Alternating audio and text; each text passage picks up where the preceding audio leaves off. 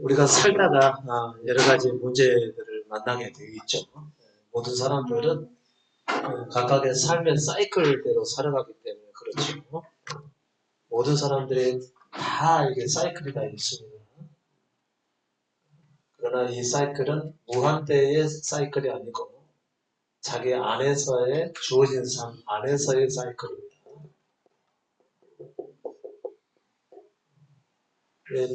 이것을 잘 알지 못하는 사람들은 이 점점이 있을 때는 계속 될 거라고 생각을 하고요. 또 그리고 가장 바닥에 있을 때는 이보다도 더 힘들 때를 예상을 하게 되죠. 근데 이게 이제 사람의 잘못된 사고이죠. 그 다음에 또 이제 다른 사람과 비교를 해보게 되면 남들은 다 잘 되는데 나는 왜 이러는가? 이 상태에서 다른 사람과 이게 비교를 하게 되면 안 되겠죠. 사람마다 다 그 사이클이 되는데 내가 가장 안 될 때 다른 사람은 가장 잘 나갈 것처럼 보이는 때가 있죠. 그래서 그게 절망스러워서 그래서 아예 그냥 자기만의 이제 결단을 내리는 이제 그런 상황이 또 펼쳐질 수도 있고 그러겠죠. 절대 비교하는 것 아닙니다. 이렇게 힘든 과정이 있으면 다시 또 이렇게 오르는 때가 찾아오게 되죠. 더 이상은 내가 못 살겠다 했을 때가 가장 바닥일 수가 있습니다. 우리에게서 가장 중요한 것은 이건 환경이죠. 환경과 상관없이 주어진 삶을 살아가는 것이죠. 환경을 보는 거 아니고 누굴 보는 거죠? 다스리는 일을 보는 거죠. 우리는 우리 자신을 그리스도께 드렸기 때문에 그리스도를 주로 모시고 그리스도께 드렸기 때문에 우리의 의지와 상관없이 우리의 원하는 것과 상관이 없이 그리스도께서 우리 삶을 주장하시고 인도하시게 되어 있습니다. 우리의 의지와 상관없이 우리는 기도하면서 뭘 기도를 하죠? 가능하면 평탄한 삶을 살기를 원하죠. 아무 일이 없이 평탄한 삶을 살기를 원하죠. 그게 부패한 생명에서 나오는 거죠. 우리는 아무런 문제 없이, 아무런 어려움 없이 예수 그리스도의 도우심과 은혜로 평탄하게 살려고 하거든요. 이게 부패한 생명에서 나온 겁니다. 평탄한 삶을 살아서 어떻게 자비로부터 구원받을 수 있겠습니까? 평탄한 삶을 살기를 원하는 것 자체가 모든 사람이 원하는 거죠. 잘 모르시겠으면 연초에 동해바다 쪽을 가보시죠. 아니면은 높은 산에 정상에 올라가셔가지고 거기서 사람들이 떠오르는 태양을 보고서 비는 것을 한번 아니면 일반 교회 가셔가지고 기도 제목을 한번 받아서 보십시오. 그렇게 되면 사람들이 얼마나 평탄한 것을 좋아하는지. 그런데 평탄한 것을 좋아하게 되면 어떻게 자기로부터 벗어날 수가 자신에게 문제가 아주 크다는 것을 보고 깨달아야지 자기로부터 벗어나기를 원할 것 아니겠어요? 대개 그리스도인들은 내가 이 상태 그대로 아무 문제 없이 잘 살기를 원하거든요. 아무런 문제 없이 이대로 살기를 원한다는 거죠. 이대로 살기를 원하면 구원과는 상관이 없어져 버리겠죠. 구원에 이르지 못한다는 거죠. 이대로 살면. 갇혀있는 상태로 살아가는 것이. 대개는 이 상태에 다 빠져있는 거죠. 구절에 잠깐 산책을 하다가 전도사님이 유튜브에서 봤다면서 어느 스님이 도무지 잘 살아보려고 예수님 알아 이렇게 비슷한 얘기를 하셨다고 그러대요. 그래서 말을 타겠다. 근데 그 사람도 뭐 진리를 안다 뭐 이런 게 아니고요. 세상 살아가는 삶의 이치를 알기 때문에 그렇다는 거죠. 세상 삶의 이치를 알지 못하면 이 힘으로 자꾸 바꾸려고 하겠죠. 기도의 능력, 뭐 이런 것을 하면서 정말 기도의 능력을 믿으십니까? 그러면 기도해 보십시오. 바꿔 보십시오. 바꾸지. 바꾸지. 다른 사람은 바뀌었다는데요. 그건 다른 사람의 인생이고. 그 사람은 그럴 수도 있죠. 그런데 우리는 모든 사람은 이렇게 자기에게 가지고 있기 때문에 자기에게 속한 이 삶을 전혀 벗어날 수가 없는 것입니다. 이게 어, 예수의 이름으로 기도했다고 해서 자기 삶이 달라지거나 바뀌거나 그러지 않는다. 하나님께서는 우리에게 그리스도를 통해서 주시는 말씀이 뭐예요? 자기에 대한 죽음을 말씀하셨죠. 자기에 대한 죽음이 십자가예요. 십자가는 말씀하셨어도 우리 힘으로 모든 것을 이룰 수 있다라고 말씀하신 분 없으십니다.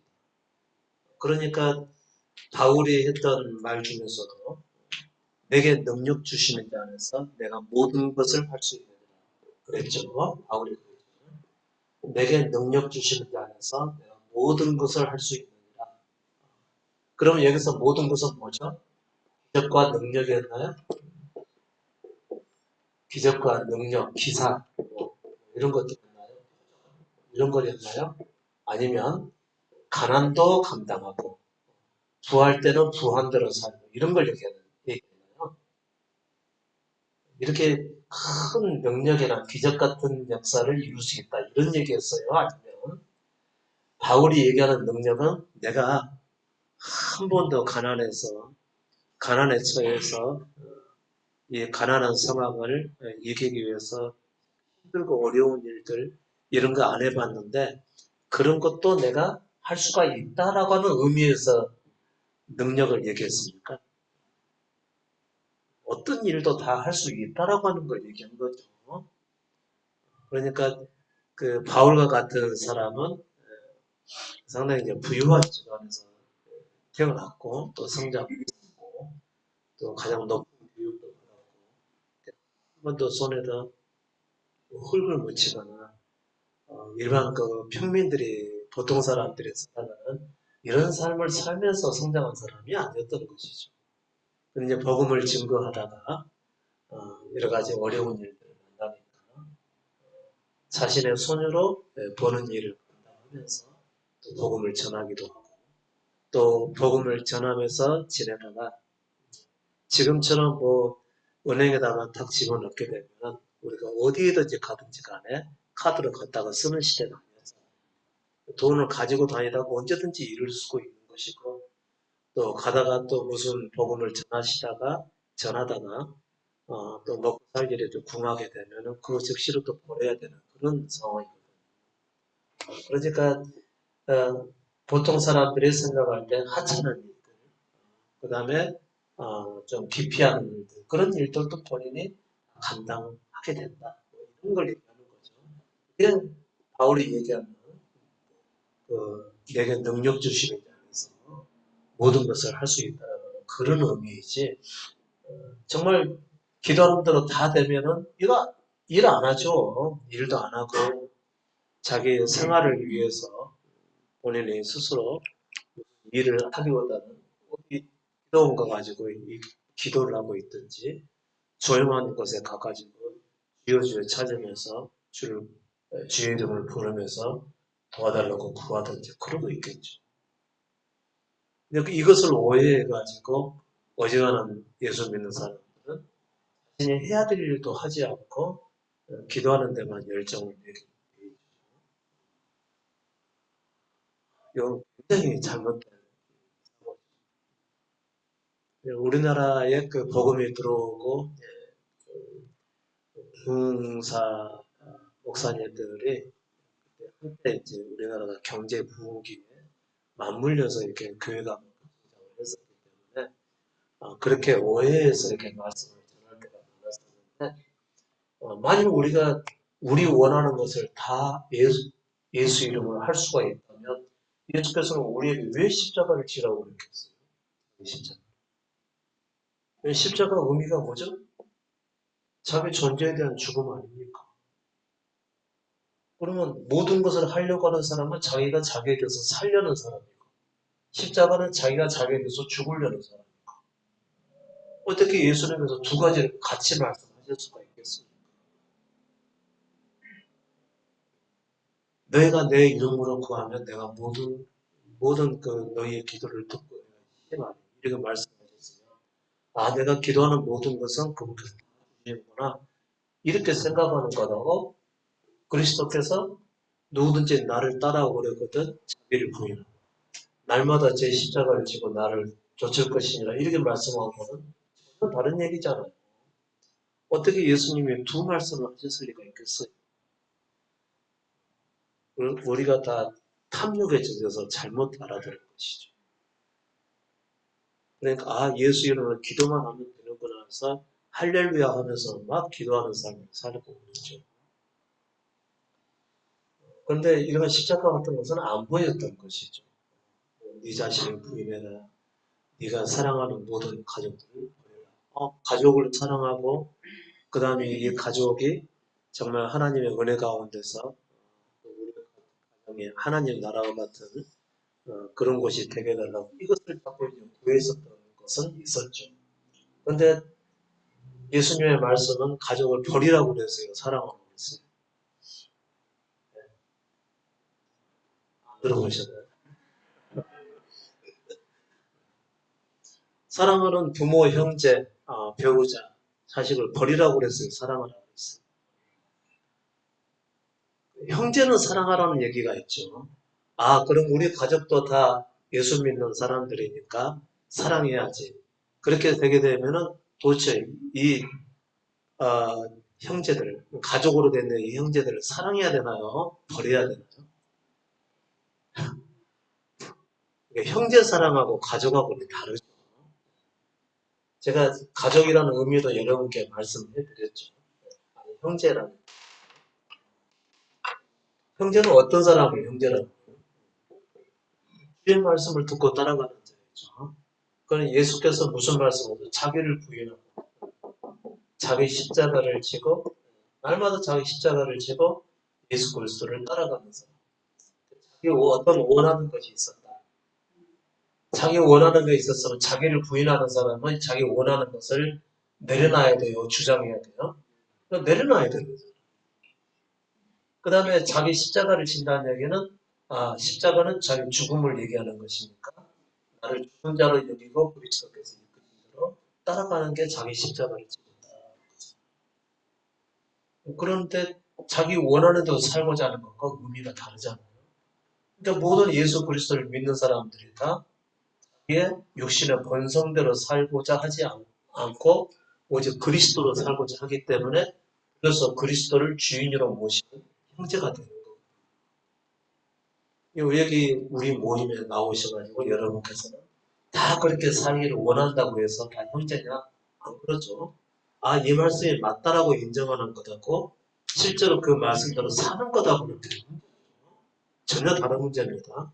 여러분께서도 혹시라도 이 말씀을 듣고 있으니까 자기가 자기를 부인하고 예수를 지금 따라가고 있다라고 이렇게 생각해서는 안 됩니다. 실제 여러분의 삶이 따라가야 돼요. 삶이 따라가야 돼요. 남이 갑자기 내게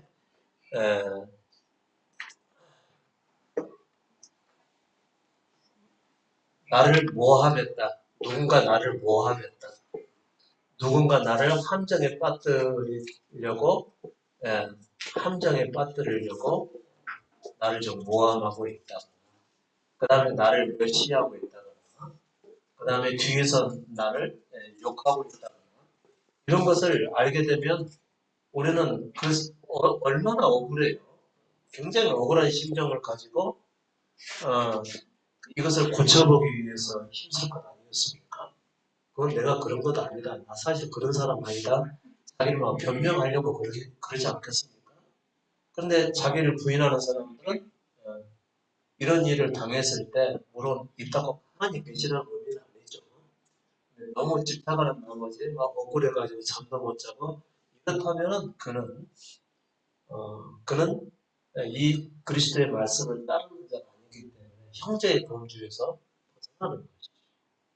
형제가 될 수가 없는 거죠. 형제라고 하는 것은 예수님처럼 스스로 살고자 하지 않는 사람들이 예수 그리스도를 믿고 따르는 사람을 향해서 그 스스로 살고자 하지 않는 그 사람들 예수께서 형제라고 생각을 하시는 거죠. 그런 형제들을 서로 사랑하라고 말씀하신 것이죠. 누구든지 예수만 믿으면 다 형제가 된다면 여러분 예수님께서 형제를 사랑하라고 했고 가족을 버리라고 그러는데 여러분들은 가족 사랑하기가 더 쉬워요? 형제 사랑하기가 더 쉬워요? 같이 예수 믿는 사람을 사랑하는 게 더 쉬워요? 가족 사랑이 더 쉬워요? 아니면 같은 예수 믿는다는 이유로 형제라고 말을 한다면 예수 믿는 사람을 사랑하는 게 더 쉬워요? 잘 모르시는 잘 모르실 수 있겠죠. 어떤 사람들은 가족들을 더 끈끈하게 사랑하는 사람이 있고 어떤 사람들은 가족들의 전부 자신의 성향과는 전혀 다르고 잘 모여지지 않는 그런 가족들이 있잖아요. 우애가 별로 안 생기는 가족들. 우애가 별로 안 생기는 가족들은 형제 사랑을 더 얘기할 수도 있겠죠. 저는 그런 의미가 아니죠. 대개는 가족을 더 먼저 사랑하죠. 예수 믿는다는 이유로 형제라고 생각하지 않는다는 거죠. 근데 이제 우리가 말하는 성경에서 형제다 그런 얘기는 뭐냐면 자기가 살기를 포기한 사람들을 얘기하는 거예요. 뭐든지 자기 원하는 대로 살고자 하는 것을 내려놓고 그리스도가 인도하신 대로 따라가는 사람을 형제라고 하는 거죠. 그런 사람들은 육신의 모습이 안 드러날 것 아니겠어요. 그런 사람을 형제라고 부르고 그런 사람들이 어떤 일을 만나거나 힘든 일을 만났을 때 같은 동정을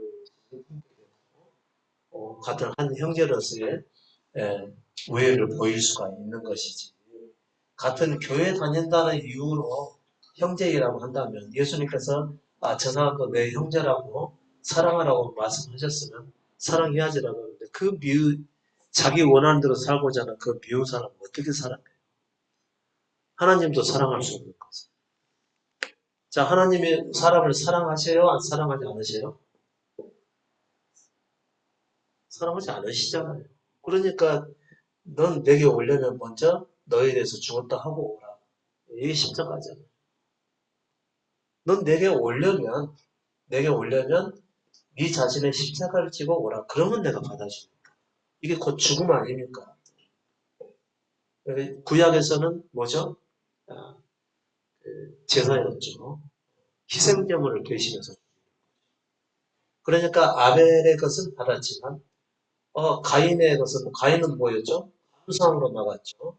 내게 임하는 것들을 얻도록 허락해 주셔서 감사합니다. 이렇게 풍성하게 거둘 수 있게 해주셔서 감사합니다. 함서로 하나님 앞에 나가 있어요. 그랬더니 아벨의 것을 받고 가인의 것을 받았다. 이것만 보다도 분명히 알 수 있죠. 자기에 대한 죽음에 피를 흘리고 아벨은 대신해서 희생제물의 피를 흘리고 죽음의 제사를 지냈기 때문에 하나님께서 그를 받으셨어요. 그런데 왜 오늘날 예배를 들으면서 자기에 대한 죽음은 제쳐놓고 자꾸 감사 예배를 드리려고 하는지. 그러나 하나님께서는 절대 사람을 사랑하시지 않죠. 오직 어떤 사람을 사랑하시는 거죠? 그러니까 하나님이 사람을 사랑하신다는 의미는 뭐죠? 이 사람을 살리기 위해서 길을 만들어 두셨다. 이게 그 사람을 사랑한다는 사랑이지. 그 사람이 뭔가 마땅한 게 있어서 사랑하는 게 아니라는 거죠. 사람의 사랑은 사람을 자꾸 사랑스럽게 여기고 친절하게 대해주고 그 사람을 위해서 내 자신을 희생하는 걸 사랑이라고 했는데 하나님의 사랑은 그게 아니라는 거죠. 네가 살 수 있는 길을 내가 마련해 주셨다라고 하는 차원에서 사랑인 거죠. 이 사람은 어떤 사람이에요? 아담의 생명을 가지고 절대로 하나님 앞에 스스로 나갈 수 없는 존재가 사람인 겁니다. 이미 아담은 하나님으로부터 추방당한 존재 아니에요. 추방당한 자의 생명을 가지고 타고난 사람은 어떻게 하나님을 사랑하실 수가 있겠어요? 하나님의 사랑을 얘기한다는 것은 이 사람이 살 수 있는 길을 열어주셨다고 하는 차원에서 사랑인 거지. 정말 여기저기서 치이고, 여기저기서 미움만 받고, 잘하는 것도 하나도 없고, 그러다가 교회를 가니까 뭐 하나님의 사랑하시고, 또 뭐 같은 교회 다니시는 분들이 형제를 사랑한다고 하면서 사랑으로 환영을 하고, 그러니까 뭐 감격의 눈물 막 흘리잖아요. 딴 데서는 맨날 따돌림만 받고 살던 사람이 교회 가서 사람들이 안아주고 사랑한다고 그러니까 감격에서 눈물을 흘리는데, 몇 년만 지나보면 그게 절대 사랑이 아니죠. 새 교인이 들어왔으니까 감격을 갖는 것 뿐이지. 정말 어, 그리스도의 사랑을 닮은 사랑을 한번 맛보신 적이 있어요. 그런데 그런 사람도 있을 수가 있어요. 만날 때만. 근데 계속 그 사람하고 살다 보면 절대로 그 사랑을 못 느끼게 돼요. 사람 속에서는 사랑이 없어요. 그러니까 하나님이 우리를 이처럼 사랑하사 독생자를 주셨습니다. 우리를 살리기 위해서 구원의 길을 허락하셨다는 차원에서 하나님 사랑이고, 또 하나님의 아들을 보내셔서 대신 죽게 하셨다는 그 자체가 사랑인 것이지, 우리가 뭔가 사랑할 만한 게 있어서 사랑하시는 것이 결코 아니라는 거죠. 그래서 절대 오해하시면 안 돼요. 예전에는 사람들은 다 나를 싫어한다 할지라도 그래도 하나님은 나를 사랑하셔 하면서 굉장히 위로받고 힘을 얻고, 또 복음성가 한 개를 부른다 하더라도 굉장히 막 눈물이 나는 것은 뭐 때문에 그런 거죠? 자기가 오해해서 그런 거죠. 근데 은혜 받았다고 막 눈물을 흘리면서 찬양을 부르거든요. 그건 안전한 오해예요. 우리는 사랑받기 위해 태어난 사람. 이걸 듣고서 기분이 안 좋은 사람이 어디 있어요? 근데 잠시 있다가 흘러가 버리는 거죠. 기억 속에서 사라지면 전혀 느낄 수가 없는 거죠. 이게 우리 육신이 좋은 말을 듣게 하면 잠시 동안 즐거워할 수는 있습니다. 근데 연속적이지는 못하죠. 그런 사랑은 사랑이 아니고, 하나님의 사랑은 우리가 사랑할 수 있는 길, 완전한 부패, 그 다음에 완전히 타락한 상태의 아담의 생명을 받고 타고난 우리에게 길을 허락해 주셨다는 것. 살아날 수 있는 길을 허락해 주셨다는 것이 하나님의 사랑이지, 우리에게 뭔가 하나님을 높일 만하고 사랑받을 만한 것이 있어서가 아니라는 거죠. 절대로 오해해서는 안 되겠죠. 우리 속에는 하나님의 사랑을 받을 만한 것이 하나도 존재하지 않습니다. 사람들이 미워했다 그러겠지. 하나님은 더 철저하시죠. 속된 것은 절대로 내게 올 수 없다. 규정을 하신 거죠. 사람은 덜 그러죠. 사람은 덜 그러잖아요. 같이 속된 상황 속에서도 내가 막 너무 잘못이 크고 정말 잘못됐다, 미안하다, 또 막 눈물 흘리면서 이렇게 용서를 구하게 되면 되게 사람들 금방 녹잖아요. 그리고 예전처럼 잘 지내자. 혹시 상처는 받았을지라도. 그래서 다시 관계는 회복될 수는 있어요. 하나님께는 절대로 안 돼요. 그러면 하나님의 사랑이 더 없으신 분일까요? 아니요. 처음부터 우리는 살아날 수 있는 길이 없었어요. 지금도 없어요. 지금도 없는데 딱 하나 존재하죠. 그게 뭐죠? 자기 존재에 대한, 그게 십자가입니다. 자기 존재에 대한 죽음은 십자가. 그러니까 교회마다 전부 다 십자가를 걸어놓고, 근데 십자가를 걸어놓고 문제가 크죠. 자기 존재에 대한 죽음. 그러니까 거짓으로 바라는 거예요. 이게 문제입니다. 차라리 십자가를 안 걸어놓고 교회를 하면 어떨까요? 그러면 좀 덜 거짓말을 하는 거겠죠. 그렇지 않으면 거짓말을 해야 됩니다. 그게 거짓 증거죠. 성경에서 거짓 증거하지 말라고 그러잖아요. 거짓 증거. 거짓 증거라고 하는 것은 단순한 거짓말 얘기하는 거 아니에요. 너 어제 어디 갔었지? 아니 나 안 갔는데 내 찔리니까. 그런 거짓말에 막 양심이 상해가지고 막 힘들어 고통스러워 이런 거 거짓말하지 말라고 그랬는데 이렇게 알고 있지만 그것은 별 문제가 아니에요. 거짓 증거가 문제라는 거죠. 거짓 증거는 진리에 대해서 잘못 전하게 되면은 인생을 망치게 되는 거거든. 우리 거의 어려서부터 교회 다니시는 분들은 거의 평생을 망한 거죠. 평생을 망해서 산 거잖아요. 구원받은 줄 알고 얼마나 충성도로 열심히 다녔었어요. 그리고 평생을 헌신하잖아요. 뭐에 속아서 그러죠? 거짓 증거 때문에 속아서.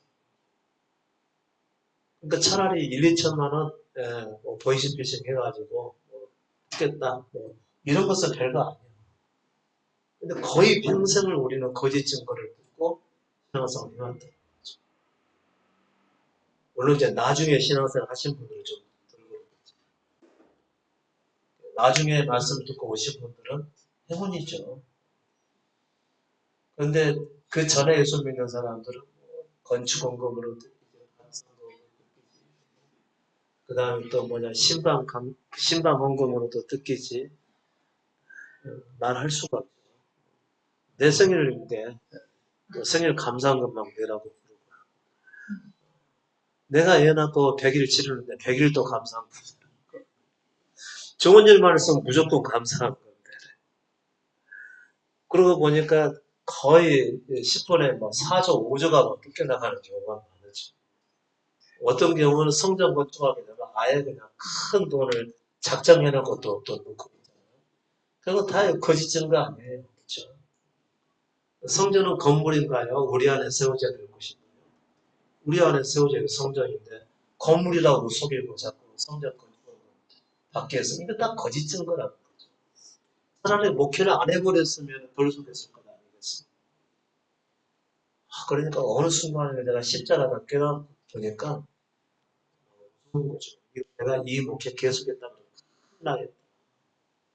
거짓 증거 이거에 아주 크게 꽂혀가지고요. 이거 계속하면 안 되겠다. 속에서 굉장히 막 두려움이 막 올라오더라고요. 진리를 알고 나니까. 아무튼 그 형제는요. 예수님께서는 부모 형제, 부모 형제, 그 다음에 배우자, 자녀. 이건 아주 거의 가까운 가족 아닙니까? 그런데 일반 교회 보십시오. 가족을 버리라고 그러는가요? 사랑하라고 그러는가요?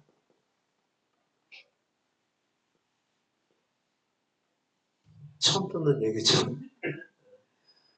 가족을 다 사랑하라고 그러죠. 그리고 가정 놓고 얼마나 또 많은 기도를 해요. 버리라고 그런 것을 이 사람들은 사랑을 하기 위해서 살아가는 거죠. 또 예수 잘 안 믿는 남편, 장로 만들기 위해서 얼마나 또 많은 수많은 시간을 기도를 해요. 혹시라도 담배 끊고 술 끊고 돌아와서 잘못될지 모르니까. 근데 예수님의 말씀은 버리라고 그랬어요? 사랑하라고 그랬어요?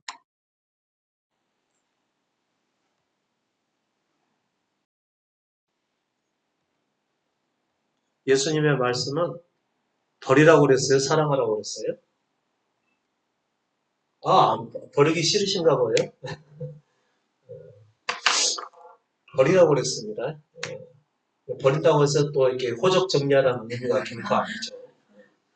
마음에서 내가 사랑하고자 하는 것을 버리는 거죠. 왜냐하면 가족을 사랑하는 것은 사실 가족을 사랑하는 것이 아니고 자기를 사랑하는 겁니다. 내가 이렇게 살아야 된다. 내가 가족을 이렇게 대해야 된다라고 하는 율법 속에서 살아가는 겁니다. 그러면 내가 그 율법을 잘 지켜서 행하게 되면 자기를 자존감을 갖게 될 거다. 그래서 자기를 존중하고 그래 내가 이렇게 옳게 살고 있어라고 자기를 높이는 마음이 생긴다는 얘기죠. 자기 십자가를 져야 될 자가 자기를 높이게 되면은 그것 자체가 결국은 하나님께로 가는 길을 막는 거거든요. 자기를 무릎에 여기고 그래서 마음으로부터 버리라고 하는 것을 얘기하는 겁니다. 근데 이제 물론 모든 사람을 사랑해야 되는 것은 맞는 얘기죠. 그러나 내가 사랑하는 것과 그리스도를 알고 사랑하는 것은 전혀 다른 문제입니다. 먼저 육신을 가지고 그리스도를 따라가는 사람들은 이제 가족들을 자기 마음으로부터 내려놓는 것이고 그 다음에 여기 또 추가로 말씀해 주셨죠. 집도 버리라고 뭣도 버리라고 했죠? 전토도 집은 이제 우리가 알고 있는 그 집 얘기하는 거고요. 아파트든지 뭐든지 하여튼간 집으로 또는 뭐죠? 이제 활용할 것이니까 재산을 얘기하는 것이겠죠. 이것도 버리라고 하는 것이죠. 근데 교회에서는 이거 전도 버리라고 그래요. 팔아서 가져오라고 그래요. 아니 교회가 이거 버리라고 그랬어요. 교회도 이런 거 버려야지 당연히. 근데 왜 교회로 가져오라고 그래요? 그런 데 많아요. 성도한테는 버리라고 해놓고 그 버린 건 나한테 가져오라고 해요. 교회로 가져오라는 것이죠. 또 바치는 사람들은 그런가 보다 생각하고 또 바치고 그러거든요. 그거 잘못된 거죠. 버리라고 그랬으면 교회에서도 그거 버려야 되는 거지. 집도 역시 마찬가지죠. 그거 버릴 거면 나한테 이렇게 하고. 이게 말이 안 되는 거죠. 우리 단체에 한번 올려면은 자기 집 재산 다 팔고 여기다 헌납해야 된다. 그리고 또라 이건 다 잘못된 거라는 거죠. 그런 단체들 있습니다. 여러분 그 말씀에 대한 이해를 못해서 그렇게 되는 거거든요. 정말 다 팔고 우리 단체로 들어와서 여기서 머물러라 이렇게 얘기하게 되면은 결국은 그게 뭐예요 이게? 이건 교회가 교회일 수가 없죠. 본인들도 안 버리지 않은 것을 어떻게 들어오는 성도한테 버리라고 했습니까? 그리고 버리고 나서 그거 우리한테 달라고 어떻게 또 얘기할 수가 있겠어요? 한테 버려야지. 결국은 이것은 실제로 뭐 통장 정리하거나 뭐 돈을 빼거나 이런 의미가 아니고 마음 중심에서 얘기하는 것이죠.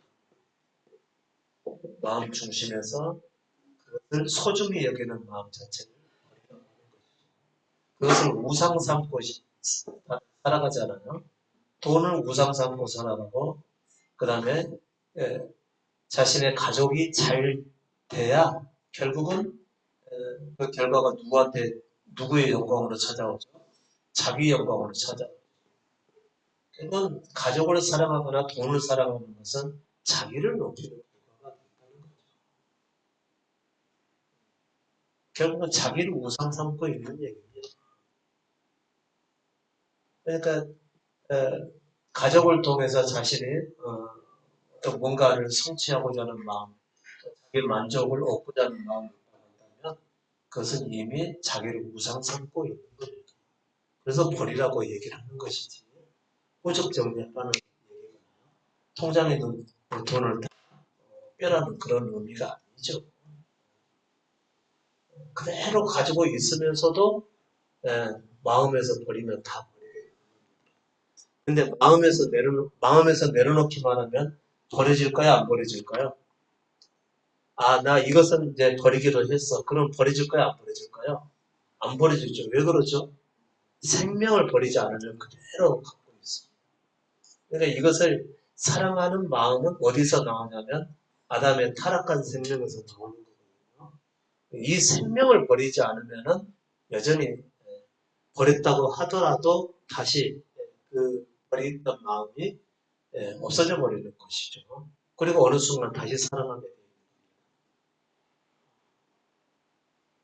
만일 여러분이 예수님의 말씀처럼 이 십자가를 지고 살아간다면 매일 자기 십자가를 지라고 그랬죠. 매일 지라는 얘기는 한 번 지어서 가볍게 끝나는 문제가 결코 아니라는 것이죠. 매일 지라고. 육신을 가지고 자기 십자가를 지고 그리스도를 따라가는 일은 한 번에 끝나는 일이 아니라는 거죠. 근데 우리는 또 이것을 어떻게 생각하냐면 잘 안 돼요라고 얘기를 하는 것은 한 번에 끝나는 줄 알기 때문에 잘 안 돼요. 단번에 끝나는 줄 알아요. 매일 지라고 했잖아요. 매일. 육신을 그대로 소유하고 예수 그리스도를 따라가게 되면 우리의 육신은 계속 우리를 그리스도를 따라가지 못하도록 괴롭히죠. 그러면 그리스도는 어떻게 사셨을까요? 여러분 그리스도를 따라서 산다는 의미가 뭐죠? 그리스도께서 스스로 살려고 하지 않으셨던 것처럼 우리도 스스로를 위해서 살지 않는 걸 얘기하는 거예요. 모든 것을 내가 옳다고 여기는 대로 내 판단에 옳다고 여기는 대로 이렇게 살아가는 것이 사람인데 그것을 내려놓고 주가 이끄신 대로 그냥 따라가겠다고 하는 것이죠. 그러면 굉장히 당황스럽죠. 그 당황스러운 것을 여러 곳에서 말씀을 하신 것이죠. 그게 이제 자기 십자가를 지고 따라가는 것이죠. 당황스럽죠. 일반적으로 우리는 어떤 삶을 살았었냐면 우리의 행위로서 하나님을 영화롭게 하는 삶을 살았거든요. 그런데 갑자기 내게서 나오는 모든 것이 죄요. 또 내게서 나오는 모든 것을 죽음에 넘기는 십자가를 지고 예수 그리스도를 따르라. 그것은 이건 전혀 다른 두 삶의 형태거든요. 전혀 다르요. 내가 어떻게 쓰든지 하나님을 영화롭게 하기 위해서 뭐든지 행하겠다라고 하는 이런 삶의 자세를 가지고 살아왔었는데 갑자기 예수 믿으려면은 자기를 부인하고 자기의 죽음의 십자가를 지고 그리스도를 그냥 따르는 거. 이게 이상하게 여기죠. 근데 예수님께서는 처음부터 그렇게 말씀하셨어요. 우리가 그분의 말씀을 안 들어서 그렇지. 이 이유가 뭐죠? 우리는 본질로부터의 죄인이기 때문에.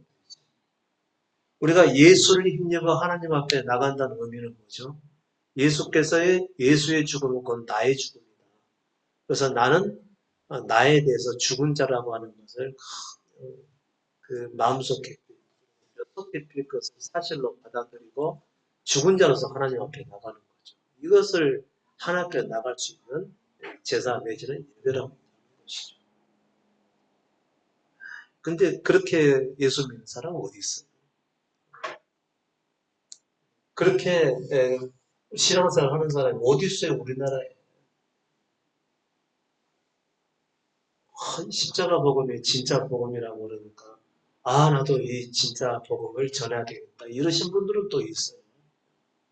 근데 결국은 그 좋은 복음을 자기가 전하면 여전히 자기 십자가는 안 지는 것과 똑같아요. 이 일을 잘 못하신 분들이 많이 있어요. 반드시 자기 십자가입니다. 아 믿으면 반드시 자기 십자가가 있어야 되는데 여기까지는 알고 십자가에 대한 말씀을 계속해서 공부하고 전달하고 그래서 그것을 목회라고 여기시는 분들이 많이 있는데 그건 자기 십자가가 아니고 여전히 자기가 행하는 거기 때문에 내용은 십자가 진리인 것 같지만 대부분 자기가 살아서 그 십자가의 진리를 전하는 거니까 여전히 자기가 사는 거예요. 우리는 옳고 바른 것만 증거하면 하나님의 기뻐하실 거라고 생각을 하는데 문제는 하나님은 진리를 그분이 말씀하신 진리를 전하는 것 그걸 기뻐하는 것이 아니라는 거죠. 내가 이게 거짓 증거죠. 자기에 대해서 죽지 않고 십자가 진리를 증거하면 이게 거짓 증거가 된다는 거죠. 십계명에 나온 그 율법, 너희는 거짓 증거하지 말라라고 하는 거죠. 이 거짓 증거 하게 되면 무슨 결과를 찾아오는 거죠? 무슨 결과를 얻게 되는 거죠? 거짓 증거하게 되면 나도 망하고 다른 사람도 망하게 하는 거죠.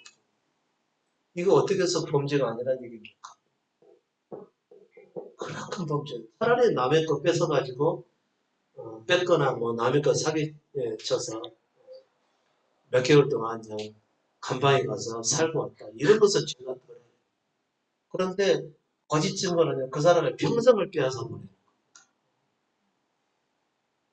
평생이에요. 평생. 지금 이 복음을 듣는 우리도 마찬가지죠. 거의 평생 젊어서 이제 이 복음 듣게 되신 분들은 정말 다행스러운 일이죠.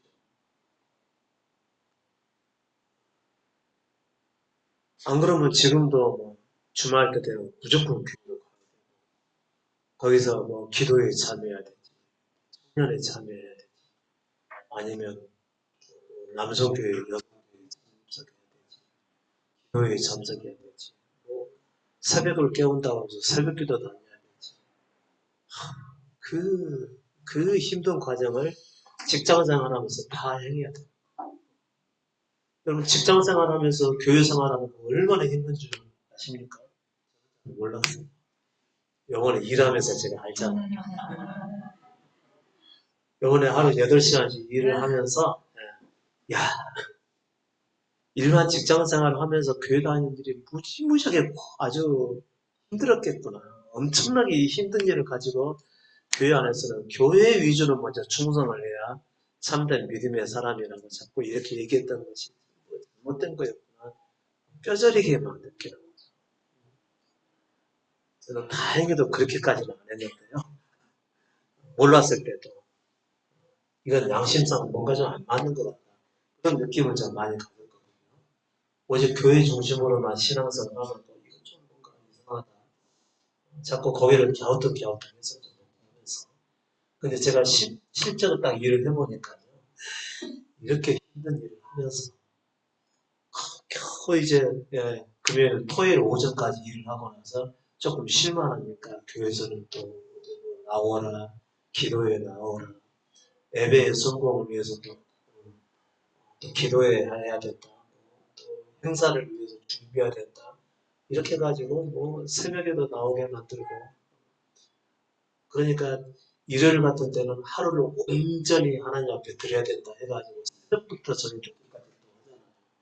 그러면 이 월요일 날 출근할 생각이 아예 없어져 버려요.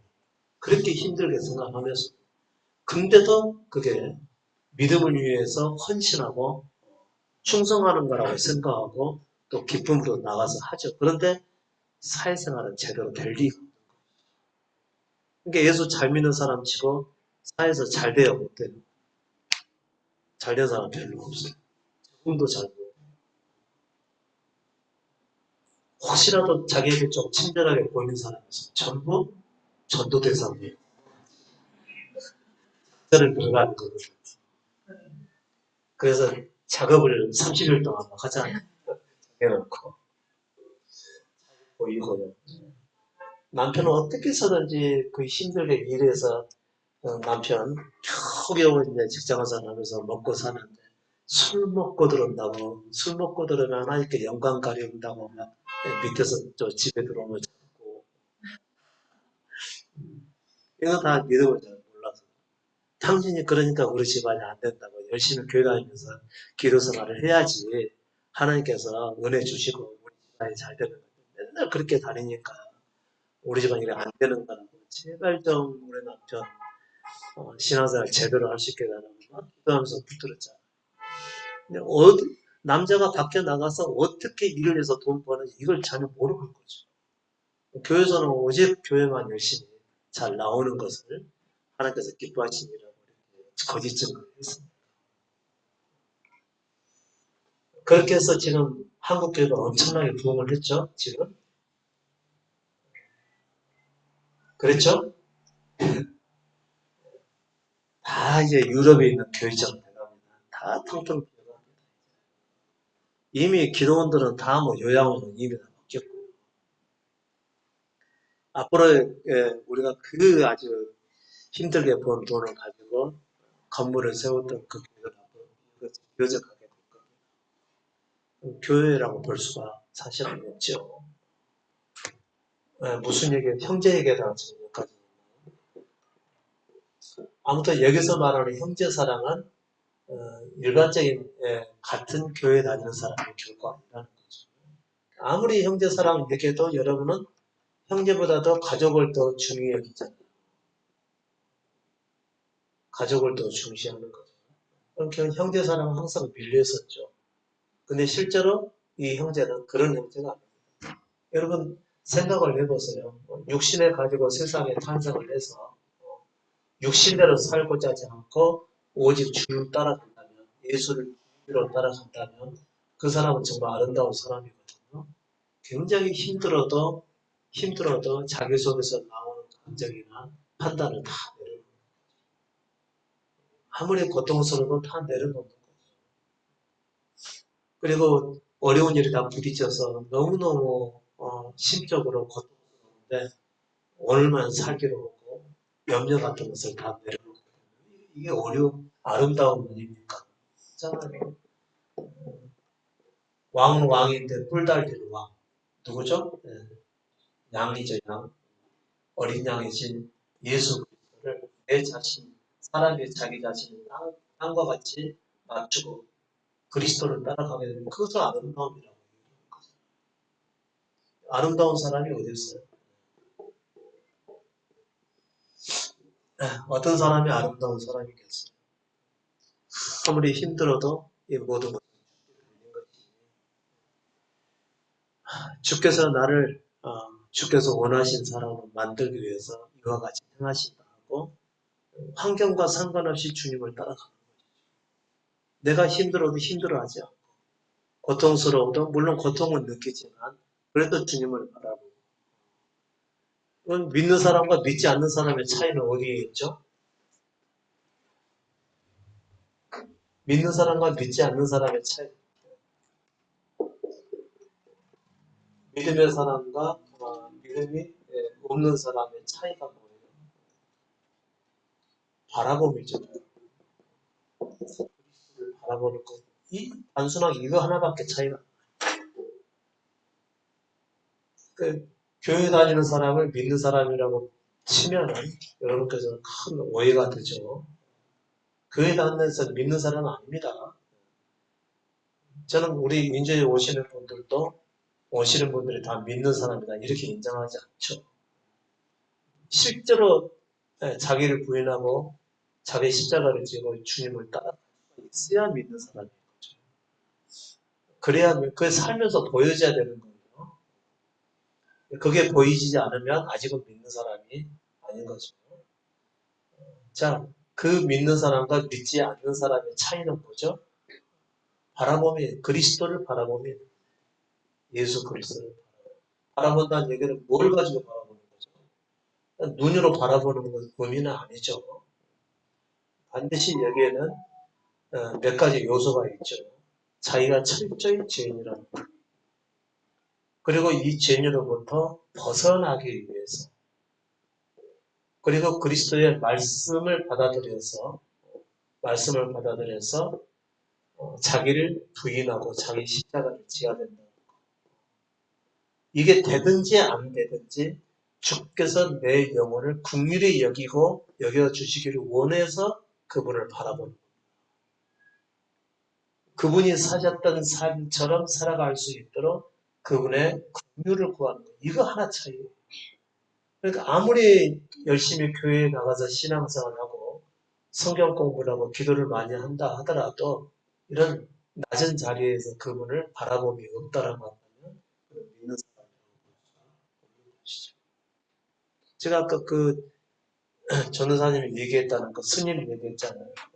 스님이 꽤 돌을 닦았는지 일반적으로 스님들이 하는 얘기하고 조금 틀린 얘기를 하신 것이죠.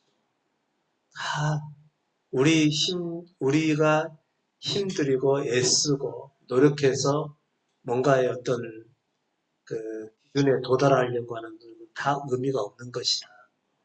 이렇게 얘기를 했다는 것이죠. 그러니까 인생을 살아보고 세상 위치를 발견하는 사람들은 다 그렇게 얘기하는 겁니다. 그렇다고 해서 그러면 그 사람이 예수만 이제 믿으면 되겠네 생각할 수가 있는데 또 예수는 또 안 말하죠. 우리나 그 사람과 거의 차이가 없다는 거죠. 우리 그동안 어떻게 살아왔어요? 주일마다 뭐 예배를 드리고 새벽에 또 찾아가고 또 그리고 그리스도의 사랑을 전하기 위해서 정말 그 어두운 곳을 찾아가서 주의 복음을 전하려고 했고 약한 자들을 찾아가고 병든 자 찾아가고 감옥에도 찾아가고 이제 삶이 얼마 남지 않는 사람들을 위해서 복음을 마지막으로 증거하는 이 일을 행하고 얼마나 충성되고 헌신된 삶을 살았었어요. 근데 그렇게 살았었어도 바라봄이 없다라고 하는 건 믿는 자가 아니에요. 요 차이입니다. 단순. 겉으로는 많이 차이나 보이지만 세상 위치를 꿰뚫고 있는 그 스님이나 우리나 거의 차이가 없는 것이죠. 겉으로는 뭐 스님이고 나는 예수 믿는 사람이 이렇게 생각하지만 실제로는 거의 차이가 없습니다. 단지 어떤 것이 차이가 나야 믿는 자냐 아니냐 볼 수 있냐면 그리스도를 바라보는 어디서 바라보는 거죠? 가장 낮은 데서 바라보는 거죠. 낮은 데라고 하는 얘기는 무슨 얘기냐면 가장 낮은 데서 바라보는 거죠. 그 낮은 데가 어디죠? 나는 크게 불과한 아무것도 아닌 존재라는 것을 인식하는 거죠. 아무것도 아닌 존재라는 것을 인식을 하는 거죠. 삶을 통해서 인식하는 거죠. 여기에서 그리스도를 바라봐야 된다. 낮은 자리에서. 그리고 그리스도께서 이 대로 따라가겠다라고 하는 자세가 있어야 그걸 믿는 자입니다. 그리고 이제 그리스도께서 하신 말씀 중에서 아까 제가 뭐 가족을 버리고 집과 전토를 집과 전토를 버리고 이렇게 말씀드렸었는데 그런 그리스도의 말씀들을 내 마음 가운데 받아들이고 그런 것을 하나도 어떤 가치를 가지고 소중하게 여기지 않고서 오직 그리스도를 바라보는 이것을 의미하는 것이죠. 이 자세가 없으면 여러분은 믿는 사람이 아니에요. 진리는 들어도 이런 자세가 생겨나지 않았다면 아직 믿음의 사람이 아니라는 거죠. 우리에게는 아무런 희망이 없는 거예요. 그러니까 우리는 그 십자가 우편에 함께 못 박혔던 강도의 자세가 있어야 되는 거죠. 대개는 강도도 구원받았는데 나 같은 사람이 구원 못 받겠냐 이렇게 생각하는데 강도가 되려면 멀었어요. 강도의 마음 자세까지 가려면요 자기에게 희망이 없어야 돼요. 나는 이제 죽는구나. 나는 이제 사라지는구나. 그러나 마지막으로 저분께 같이 십자가에 달려있는 저분이 그리스도처럼 보이는데 저분께 내 자신의 구원을 해서 긍휼을 구하지 않으면 안 되겠다. 이 믿음이 나와야 된다. 그러니까 희망이 전혀 없는 중에도 그리스도를 바라보는 그 바라봄에 있어야 그걸 믿는 사람이에요. 그게 없으면 아무리 오랫동안 예수를 믿어도 자신의 교회 안에서 어떤 역할을 한다 하더라도 아무런 의미가 없는 겁니다. 그건 그냥 종교생활이라고 하는 것이죠. 이것을 통해서 하나님께서 영광 받으시고 또 이 일을 행하는 나를 그분께서 축복해 주실 것이라고 생각하는 것은요. 완전한 오해입니다. 오해예요. 우리 안에는 선한 것이 없기 때문에 하나님께서는 우리에게서 나오는 모든 행위를 가증히 여기시지 절대 기뻐하지 않으십니다. 그런데 다 내려놓고 오직 바라보는 사람, 다 내려놓고 오직 바라보는 사람, 이 사람은 믿음의 사람으로 그분께서 해주시고 지켜보시죠. 때가 되면 긍휼을 베풀어 보는 것이다. 이게 있어야 믿음의 사람이에요. 여러분께서 일을 하시는 중에도 또 뭐 어디 여행을 갔다 하더라도 누군가 또 친구를 만나는 중에서라도 항상 마음 중심으로는 다 필요 없어. 오직 그분만을 바라볼 거야. 그래서 그분의 긍휼이 있기 전에 난 아무것도 아니야. 이와 같은 심정으로 그분을 바라보는 게 없으면 그런 믿는 자 믿음을 향해 갈 수는 있는 거죠. 이제 잘 모르지만 내가 하나씩 하나씩 짚어가면서 경험을 통해서 참된 그분을 따라가야 되겠다.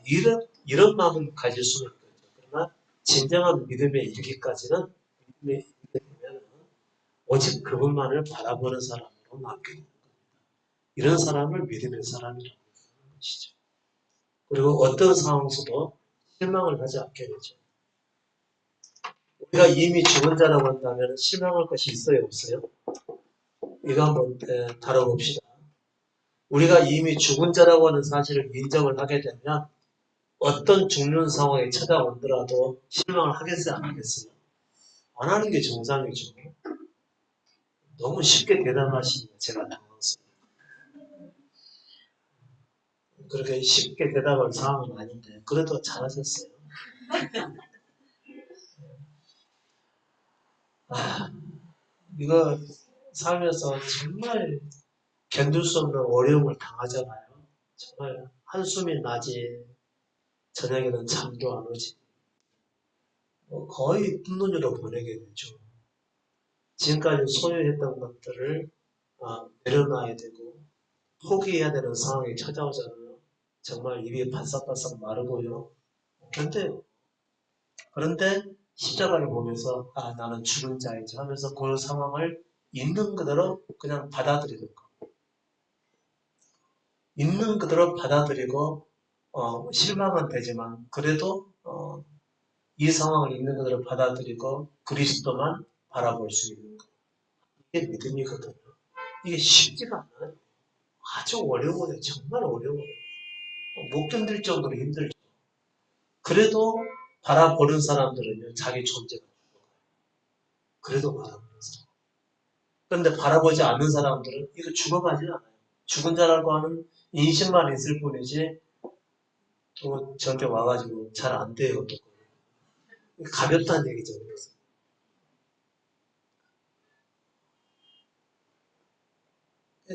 그런 실제적인 상황을 만났을 때 그분만을 바라보는 이런 삶의 관념이 있어요. 그랬을 때 자기 존재도 알게 되고 자신이 정말 세상에 속해 있는 모든 것보다도 그분이 필요하다는 사실을 깨닫게 되는 거거든요. 순간적으로 우리는 육신을 가지고 살아가기 때문에 이 세상과 믿음 사이에서 얼마나 하루에도 자주 오가르게 되는지 모릅니다. 자기를 믿음의 말씀 안에서 지킬 줄 모르게 되면 금방 믿음에서 떠나버리게 되는 것이죠. 이런 경건함이 있어야 되는 거죠. 이런 경건함이 없이 이게 진짜 진리야 하면서 나 이대로 한번 믿어볼래? 이것은 너무 가벼워서 절대 믿음에 들어갈 수 없습니다. 하나님께서 그를 낮추셔서 오직 그분만을 바라보게 하는 이런 상황으로 인도하지 않으신다면 그 사람은 평생 믿음에 대해서 알 수 없는 상황이 되죠. 그러니까 이런 말씀을 들을 수 있다고 하는 것은 참 큰 은혜라고 생각을 합니다. 엄청난 은혜죠. 그것을 어떻게 한마디로 다 설명해 줄 수 없는 것이고 또 가르쳐서 되는 일도 아니죠. 삶에서 경험해 봐야 하는 겁니다. 그분의 말씀도 알아야 되겠고 그 말씀에 근거해서 실제 삶 가운데서 경험으로 알아야 되죠. 경험으로 알지 않는 것은 절대로 믿음이 이론만 배워가지고 와서 한 말씀을 증거한다거나 목표를 한다거나 이런 것은 우리 영혼이 완전히 도둑맞는 일이죠. 보이스피싱 당하는 것보다 더 나쁜 일이 많아요. 보이스피싱이하고 가지고 있는 거 어차피 내 것도 아닌 돈 살다가 얻은 돈 좀 억울하지만 단순간에 빼앗기는 걸로 끝나죠. 근데요 이 거짓 증거라고 하는 것은 평생을 그 안에서 살아야 돼요. 이런 사기가 어디 있겠습니까? 근데 그걸 우리는 아주 마땅하다고 생각을 했었던 것이죠. 지금이라도 이런 말씀 듣고 거기에 빠져들지 않고 참된 믿음을 향해서 그분을 바라보면서 갈 수 있다고 하는 것은 엄청난 은혜인 거죠. 제가 한 예로 이런 말씀을 드렸었죠. 인도에 오셔가지고 항상 다니던 새벽 기도만 안 나가도 여러분께서는 엄청난 큰 은혜를 입으신 거라고 제가 말씀해 드리지 않습니까? 그 새벽기도 다니고 기도회 다니고 열심히 신앙생활 하느라고 몸도 버리고 건강도 버린 사람 어디 한둘 아닙니까? 한둘입니까? 정말 하나님의 은혜 들으려면 병 걸리지 말아야지. 근데 수시로 교회 안에서는 아픈 사람을 위해서 기도하거든요. 특별한다는 거죠. 이거 은혜는 아니잖아요. 실제 이제 은혜하고는 좀 거리가 먼 얘기죠. 아무튼 믿음에 대해서 잘 알지 못하니까 결국은 거짓 친구와 진리에 속아서 잘못된 삶을 살아가는 것이죠. 정말 이처럼 슬픈 일이 어디 있겠습니까? 여러분께서도 빨리 전의 삶을 빨리 탈피하셔야 됩니다. 율법적 삶을 빨리 탈피하셔서 오직 그분과만 살아가면서 내게 육신에 속한 모든 것을 다 내려놓고 여러분 보고 내려놓으라는 얘기가 아니고요. 그분께 자기 자신을 드리게 되면 그것을 내려놓을 수 있는 환경으로 그분께서 이끌어 가시는 겁니다. 그때 내가 말씀을 기억하고 그래 이딴 거 놓자. 그렇게 되면 믿음 안에서 살아가게 되는 거거든요. 그랬을 때 우리 안에서 육신의 것들이 점점점 멀어지고 떨어져 가게 되고 그리스도를 따라가게 되는 것이죠. 이런 삶의 연속과 결과가 우리를 온전한 믿음으로 이끌어가게 되는 것이죠. 쉬었다 하실까요?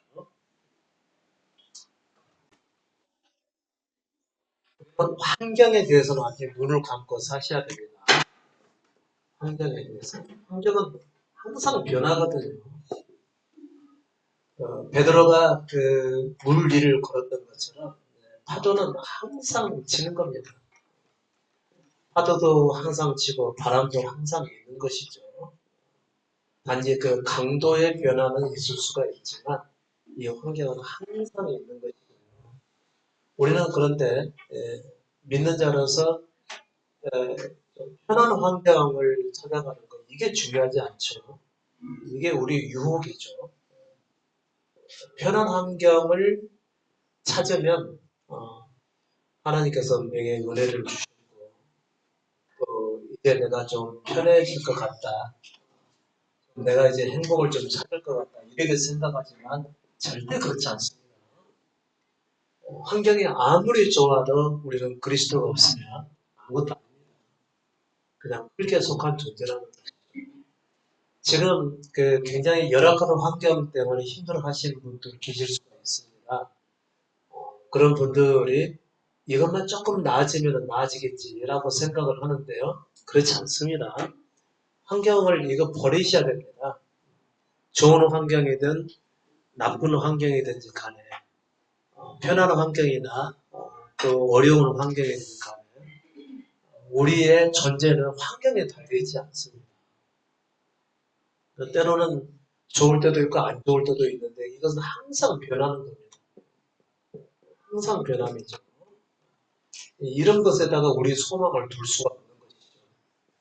지금 내가 뭐 빚이 얼마큼 있는데 이것만 해결되면 좀 살 것 같다. 아니 이것 그렇게 하고 사는 게 아닙니다. 믿음이 없어서 못 사는 것이지.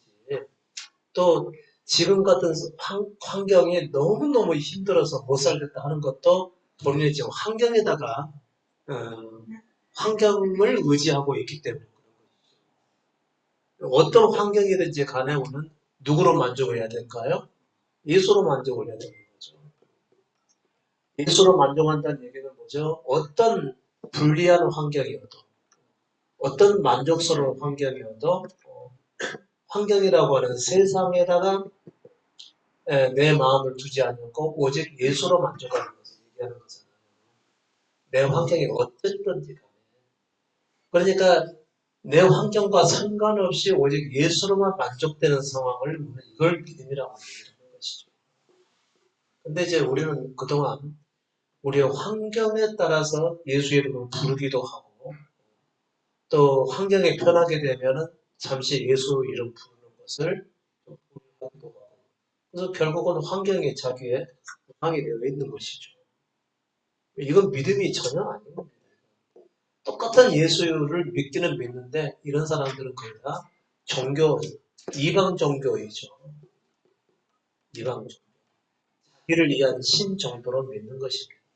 이것은 뭐, 그, 점집에서 애기신 믿는 거나 뭐 별다른 거 없는 거예요. 그 사람들의 말을 따르는 거나 뭐 거의 대동소이한 것입니다. 이름만 같은 거죠. 이름만. 그래서 다른 예수라고 얘기를 하는 것이죠. 그래서 환경이 약간 힘들어지면 예수 이름 찾고 좀 편해지면 내가 벌써 이렇게 나태해져가지고 이래서는 안 되지. 이렇게 생각하는 환경에 따라서 믿는 예수는요. 이를 섬기는 것이죠. 이거 절대 믿음 아닙니다. 그러니까 예수 믿는 믿음은 뭐죠? 반드시 자기를 버리는 거죠. 자기를 십자가에 버리고 오직 그리스도께서 자신의 전부가 되어 주시도록 그분을 따라가는 것. 이게 믿음인 겁니다. 이것을 제가 잠깐 다른 말로 말씀해 드렸죠. 바라보기라고. 항상 여러분께서는 그분이 나의 생명과 전부가 되기 전까지는 그분을 바라보는 데서 멈추게 되면 여러분의 믿음은 거기서 끝나는 겁니다. 그분이 전부가 되어 주실 때까지 끊임없이 마음 중심에 그분을 향해 있어야 된다는 거죠. 여러분 보고 뭘 하라는 얘기가 아니죠. 오직 주님이 이끄신 대로 따라가라는 거죠. 근데 그분은 이제 이런 것들을 활용을 하시겠죠. 환경을 활용을 하시겠죠.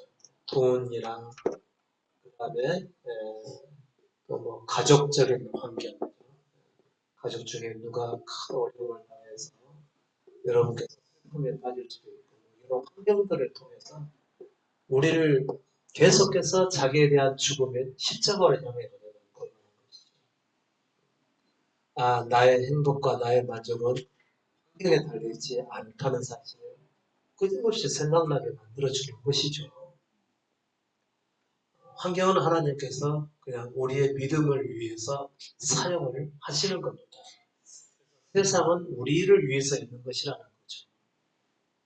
세상은 우리를 위해서 있는 겁니다. 반드시 우리가 세상적으로 잘 된다는 걸 의미하는 게 아니죠. 환경을 통해서 우리가 우리 존재로부터 벗어날 수 있다라고 하는 거죠. 그리스도께서는 그 환경을 사용하신다는 얘기입니다. 그러니까 환경에 따라서 여러분께서 감정이 수시로 변동되는 것은 이것은 잘못된 일이라는 거죠. 이것은 베드로가 파도와 바람을 보고서 빠져가는 것과 동일한 겁니다. 그 믿음이 아니라는 것이죠. 그것에 대해서 염려하면은 빠져가는 겁니다. 또 그것을 얻고자 마음을 들이게 되면은 마음을 거기에 쏟게 되면은 그것도 세상에 빠져가는 겁니다. 내가 기도해서 여기서 극복하겠다. 이런 환경을 극복하겠다. 그것도 역시 환경에 속한 겁니다. 환경과 상관이 없어야 되는 거죠. 환경은 어떻게 내게 진행되든지 간에 나는 오직 그분으로 만족하고 살겠다. 이게 믿음인 것이죠. 사람들은 자꾸 내게서 왔다가 떠나가기도 하고 돈도 마찬가지죠. 왔다가 떠나가기도 하고 떠나갔다가 다시 돌아오기도 하는데 저보다 더 많이 올 수도 있고 적게 올 수도 있고 그런 환경이라는 것이죠. 성장하면서 만나게 되는 정말 살다가 이 사람만큼은 헤어지고 싶지 않은 그런 사람들을 만날 수도 있어요. 그런데 환경이 허락되지 않으면은 또 결국은 또 헤어지고 이별하게 되고 이런 경우가 많아지는 거죠. 그런데 우리에게 있어서 영원하신 분은 딱 그 한 분뿐이어야 된다. 그분으로 만족하기 위해서 오직 그분만 따라가는 것. 이걸 설명하는 믿음이라고 하는 거죠. 자기 자신조차도 버려야 되는 것이 믿음이라는 거죠. 우리의 믿음에 있어서 가장 큰 적은 누굴까요? 우리 자신이죠. 우리 자신의 모든 생각과 판단입니다. 우리를 가장 방해하는 것이 우리의 생각과 판단이에요. 이게 다 육신에서 나온 것이죠. 이거 그리스도께서는 어떻게 하라고 그랬죠? 부인하라고 그랬죠. 생각이 안 날 거라고 말씀하지 않으셨어요. 판단이 안 될 거라고 말씀하지 않으셨어요. 항상 우리는 살아있는 동안 육신의 생각이 아주 끊임없이 나타나죠. 그리고 우리의 눈으로 보고 다른 것을 판단하고 상황을 판단하고 그걸 끊임없이 그렇습니다. 근데 이것은 그냥 세상에 속한 것이 육신에 속한 것이죠. 이런 것에 의해서 내 믿음이 좌우된다고 하는 것은 그건 아니라는 것이죠. 자기가 세상에 속해 있기 때문에 이것을 보고서 염려하고 또 감정적으로 요동함이 있고 또 다운되기도 하고 또 마음이 구조되기도 하고 이런 것은 자신의 세상에 속해 있기 때문에 그런 겁니다. 그런 상황들을 내려놓으라고 하는 것이 자기를 부인하는 것이죠. 부인하고 그리스도를 내려놓는 것이죠. 아무런 상관이 없어요. 우리에게 가장 필요한 분은 그분이 우리의 전부가 되거든요. 이론적으로 그분이 나의 전부다라고 자기에게 그냥 인식시키는 것, 이런 얘기가 아닙니다. 이론적으로 자기에게 인식시키라는 얘기가 아니고, 삶을 통해서 그리스도가 전부라는 것을 내가 보여야 된다는 것을 얘기하는 것이죠. 그리스도가 전부인 사람은 환경에 의해서 영향을 받지 않게끔 되어 있습니다. 그런데 뭐 조그만 어려움은 이건 기도해야 되는 문제다. 뭐 이건 또 우리가 금식을 해야 되는 문제다. 이렇게 여기는 것은요. 우리가 세상에 속해 있기 때문에 그런 것이고 그런 사람들은 환경을 따라가는 것이지 그분을 믿는 게 아니라고 하는 것이죠. 분명하게 아셔야 되는 문제죠. 네, 이런 차원에서 제가 말씀을 한 군데 더 보면요. 저는 이제 어떤 분이 자기를 내려놓는다는 것이 어느 정도 좀 이해가 되는지 경험을 하셔서 얘기를 하시더라고요. 아, 이런 게 내려놓는 거구나. 그래서 자기가 사는 것이 아니라고 제가 말씀드렸습니다. 자기가 사는 사람이면 내가 어떻게 하느냐의 결과도 달라질 거라고 여기는 것이 자기가 사는 거죠. 그런데 자기와 상관없이 결과는 항상 다르게 나타날 거라고 하는 거예요.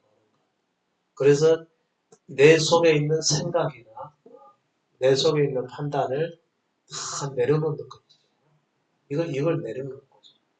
그러고 나서 그냥 주어진 대로 살았더니 될 것은 되고 될 것은 되고 아닌 것은 또 아니고 환경으로 그렇게 흘러가더라. 이게 내려놓는 거죠. 그래서 결국은 자기가 사는 게 아니라 우리는 어떤 존재라고 얘기를 하죠?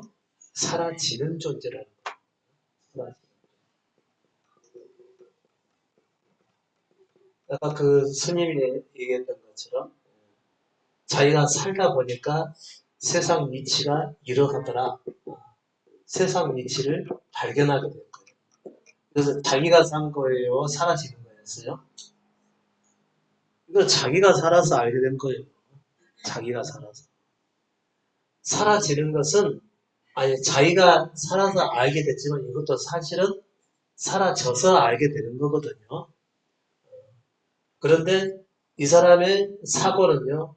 자기가 사는 것을 그대로 아직 고수하고 있습니다. 사라져서 알게 된 것을 본인은 그렇게 살았기 때문에 안 것으로 알고 있다는 거죠. 그러니까 여러분이 가지고 있는 재산, 이런 것은 뭐죠?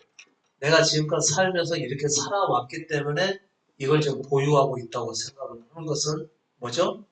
내가 살았던 것의 결과예요.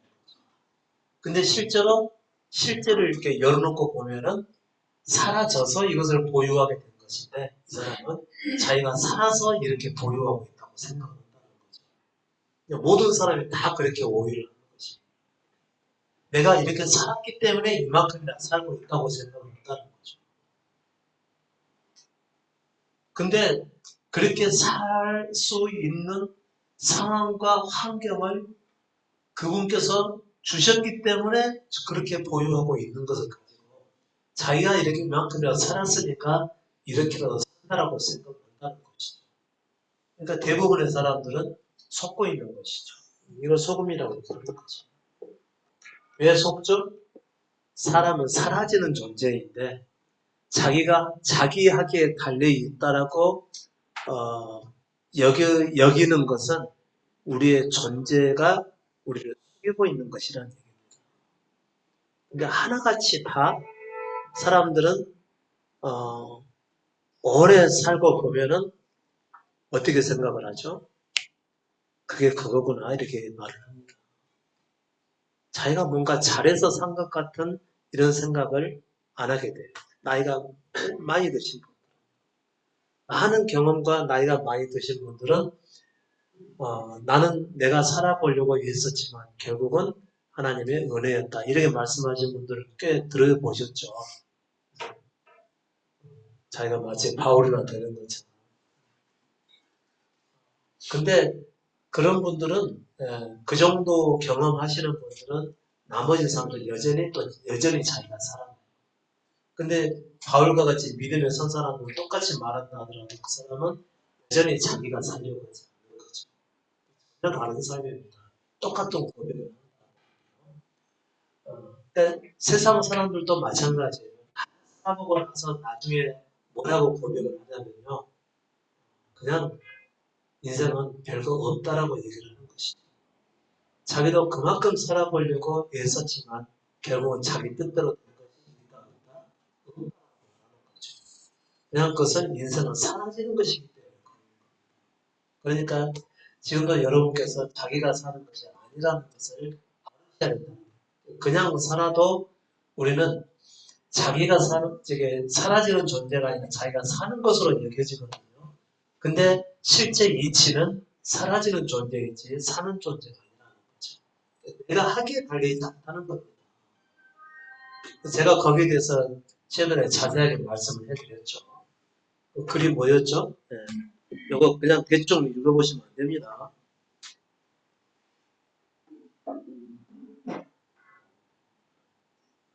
제가 올해 60세인데 62세인가?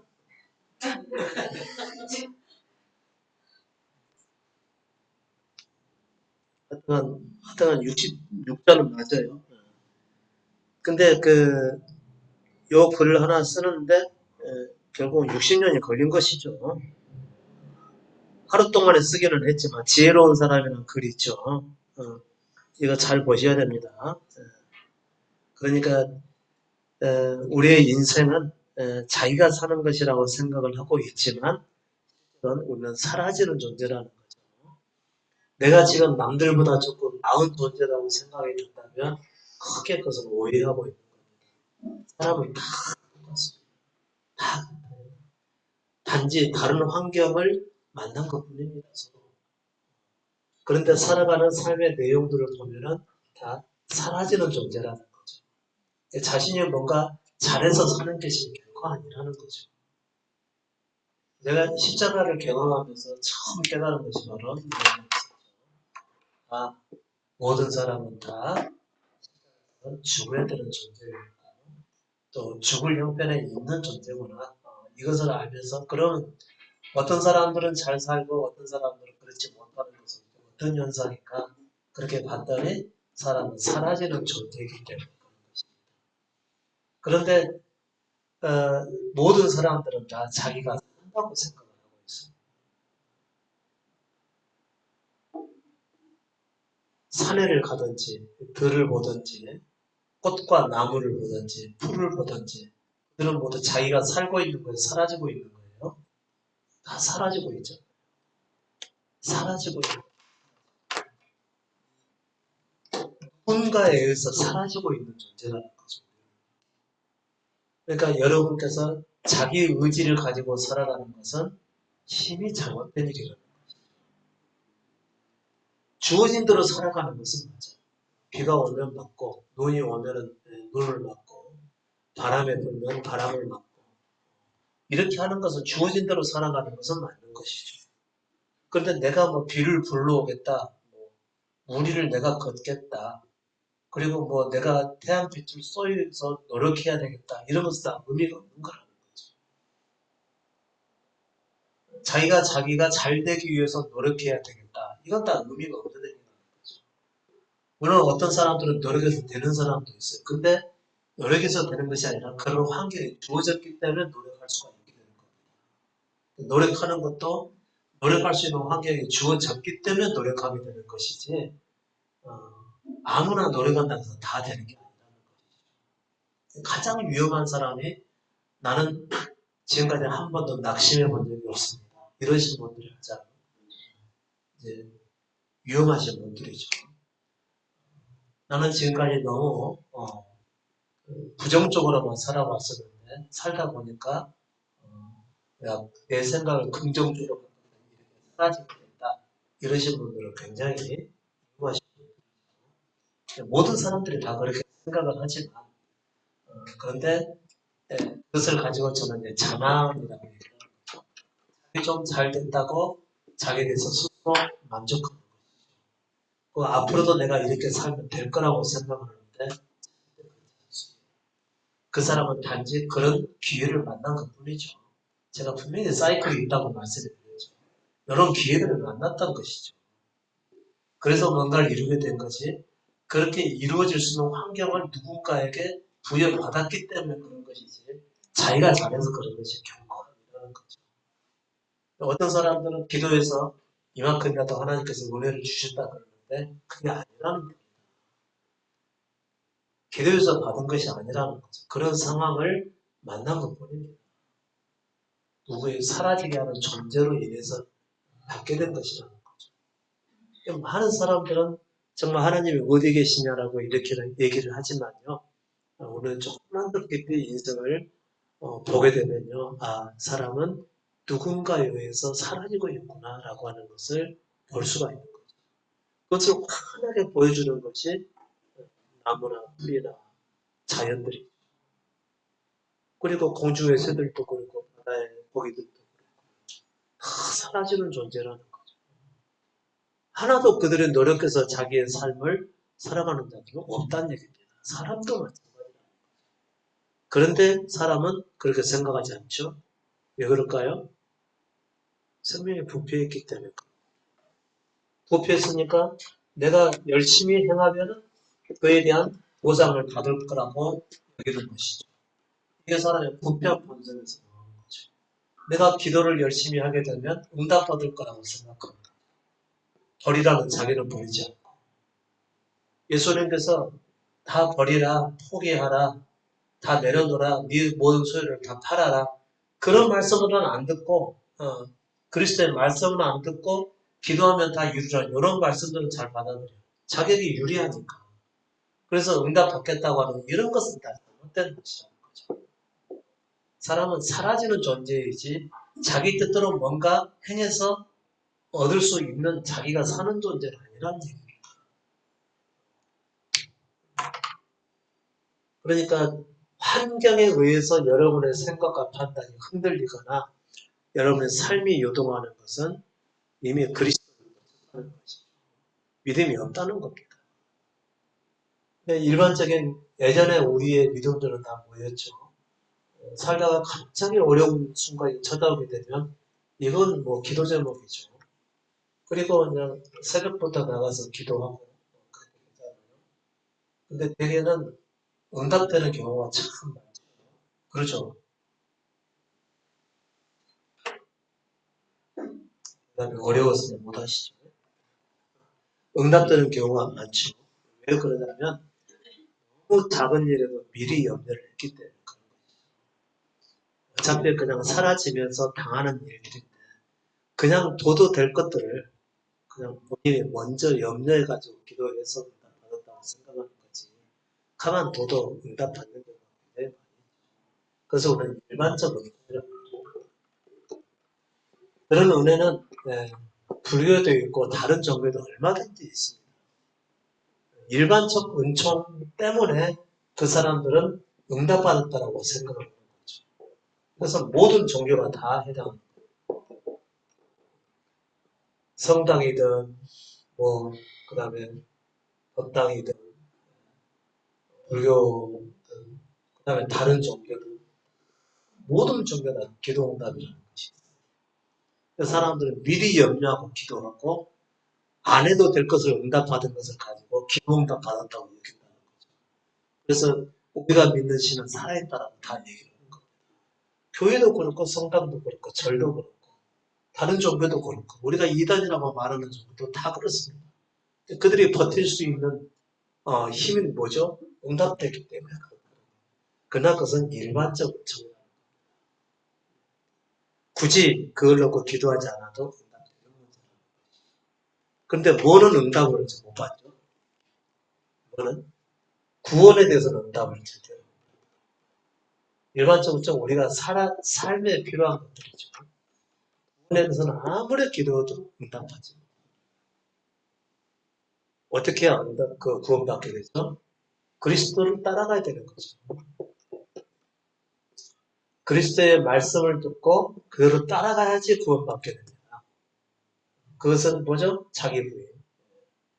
자기를 부인하고 자기 십자가를 져야 돼요. 이거 외에는 길이 없어요. 자기 존재의 죽음이죠.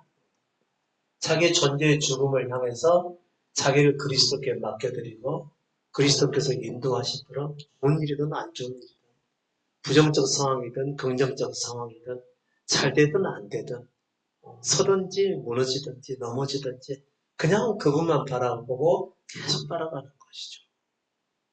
환경과 상관없이. 환경은 좋아지기도 하고 나빠지기도 하고 그것은 아주 요동하는 것이니까 세상에서. 주님만 바라보고 끝까지 그분의 말씀을 의존하고 따라가는 것이죠. 그러다가 베드로와 같은 이제 상황도 만나게 되겠죠. 그래서 주님께서 믿는 자야 왜 그치 마느냐 이런 책망도 하시겠죠. 그러나 끝까지 그분을 바라보게 되면 그분께서는 우리를 이끌어가신다는 사실이죠. 여러분의 삶에서 때로는 넘어지기도 하고 때로는 믿음 밖에서 살기도 하고 때로는 마음이 전혀 와닿지도 않게 되고 때로는 세상적 삶이 그냥 즐거운 것이 너무 좋고 그럴지라도 계속해서 주님을 바라보시라는 것이죠. 그렇지 않으면 여러분에게는 희망이 없게 되는 것이죠. 자, 이거 한번 보시죠. 우리 고린도전서 1장 말씀이죠. 이것을 제가 쓰다가 보니까 오늘 쓰게 됐는데 약한 자가 되라고 제가 말씀을 드렸는데 그냥 마지막 부분에 고린도전서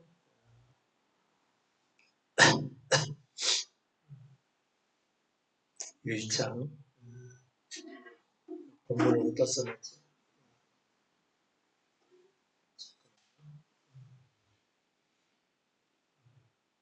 고린도서 1장 27절. 그러나 하나님께서 이 세상에 미련한 것들을 택하사 지혜 있는 자들을 부끄럽게 하려 하시고 세상에 약한 것들을 택하사 강한 것들을 부끄럽게 하려 하십니다. 우리는 이 본문의 말씀을 예전에 보고 여기서 세상에 미련한 것과 약한 것을 누구라고 생각을 했죠? 여러분 자신이라고 생각하는 거죠. 지금 예수 믿고 있으니까. 세상에 강한 것, 세상에 약한 것이 세상의 약한 것들을 택하사 강한 것을 부끄럽게 하시자. 그러니까 여러분들은 나같이 약한 사람이 예수 믿고 믿게 되었으니 이제 강한 사람들을 부끄러워하는 모습을 내가 보게 되리라. 이렇게 생각하고 믿으셨죠. 그래서 자신이 약한 자라고 생각하고 감사하면서 교회에서 하라는 대로 열심히 따라하고 정말 기도 중심의 삶을 살으셨죠. 왜 안 그랬다고 대답 안 하시죠? 자신이 다 약하고 그 지혜롭지 못한 사람이라고 생각했잖아요. 그러지 않았었어요? 여러분은 아니었나 모르네. 그러니까 언젠가는 때가 되면은 안 믿는 이것들을 부끄럽게 할 날이 오겠다 생각을 하고 요새는 굉장히 열심히 믿고 살았었을 것입니다. 그런데 이런 사람들도 여전히 강한 사람이죠. 강한 사람을 위해서 강한 게 뭐냐면요. 강하다는 뜻이 뭐냐면 자기 의지가 강한 사람입니다. 그러니까 약한 사람이라도 자기 의지가 강해서 내가 예수 믿어서 분명히 내가 니네들 보라 내가 보란 듯이 내가 성공하고 말겠다. 이런 사람들을 강한 사람이라고 얘기하는 겁니다. 내가 예수 믿어서 너 예수 모르는 것들 내가 부끄럽게 만들 거야. 그러면서 주여 하면서 계속 기도하면서 신앙생활에 열심을 냈던 거 이런 것들이 어떤 사람이라고요? 강한 사람이 약한 사람이에요? 이런 사람들 다 강한 사람이라고 약한 사람이 아니라는 거죠. 그리고 자신은 하나님 앞에서 미련하고 약하다는 것을 인정을 해요. 근데 사람들 앞에서는 인정을 해야 안 해요? 절대 안 하죠, 사람들 앞에서. 누가 조금 나를 멸시하거나 얕잡아 보게 되면 그 순간부터 강한 사람이 금방 되죠. 사자가 되잖아요. 분명히 하늘나라에서는 사자가 풀을 먹는다고 그랬는데 이 사람들은 여전히 사자가 나가는 것이죠. 하늘나라에서 들어가지 못하는 거죠. 어떤 사람들은 엄청난 지혜를 가지고 살려고 하죠. 여사는 뭐죠? 뱀이죠. 뱀이 어린아이가 뱀을 가지고 놀 수가 없는 거죠. 지혜로운 사람을 사람이 단순한 사람이 어떻게 가지고 놀아요? 이 지혜로운 사람은 절대 단순한 사람을 가까이 하려고 하지 않죠.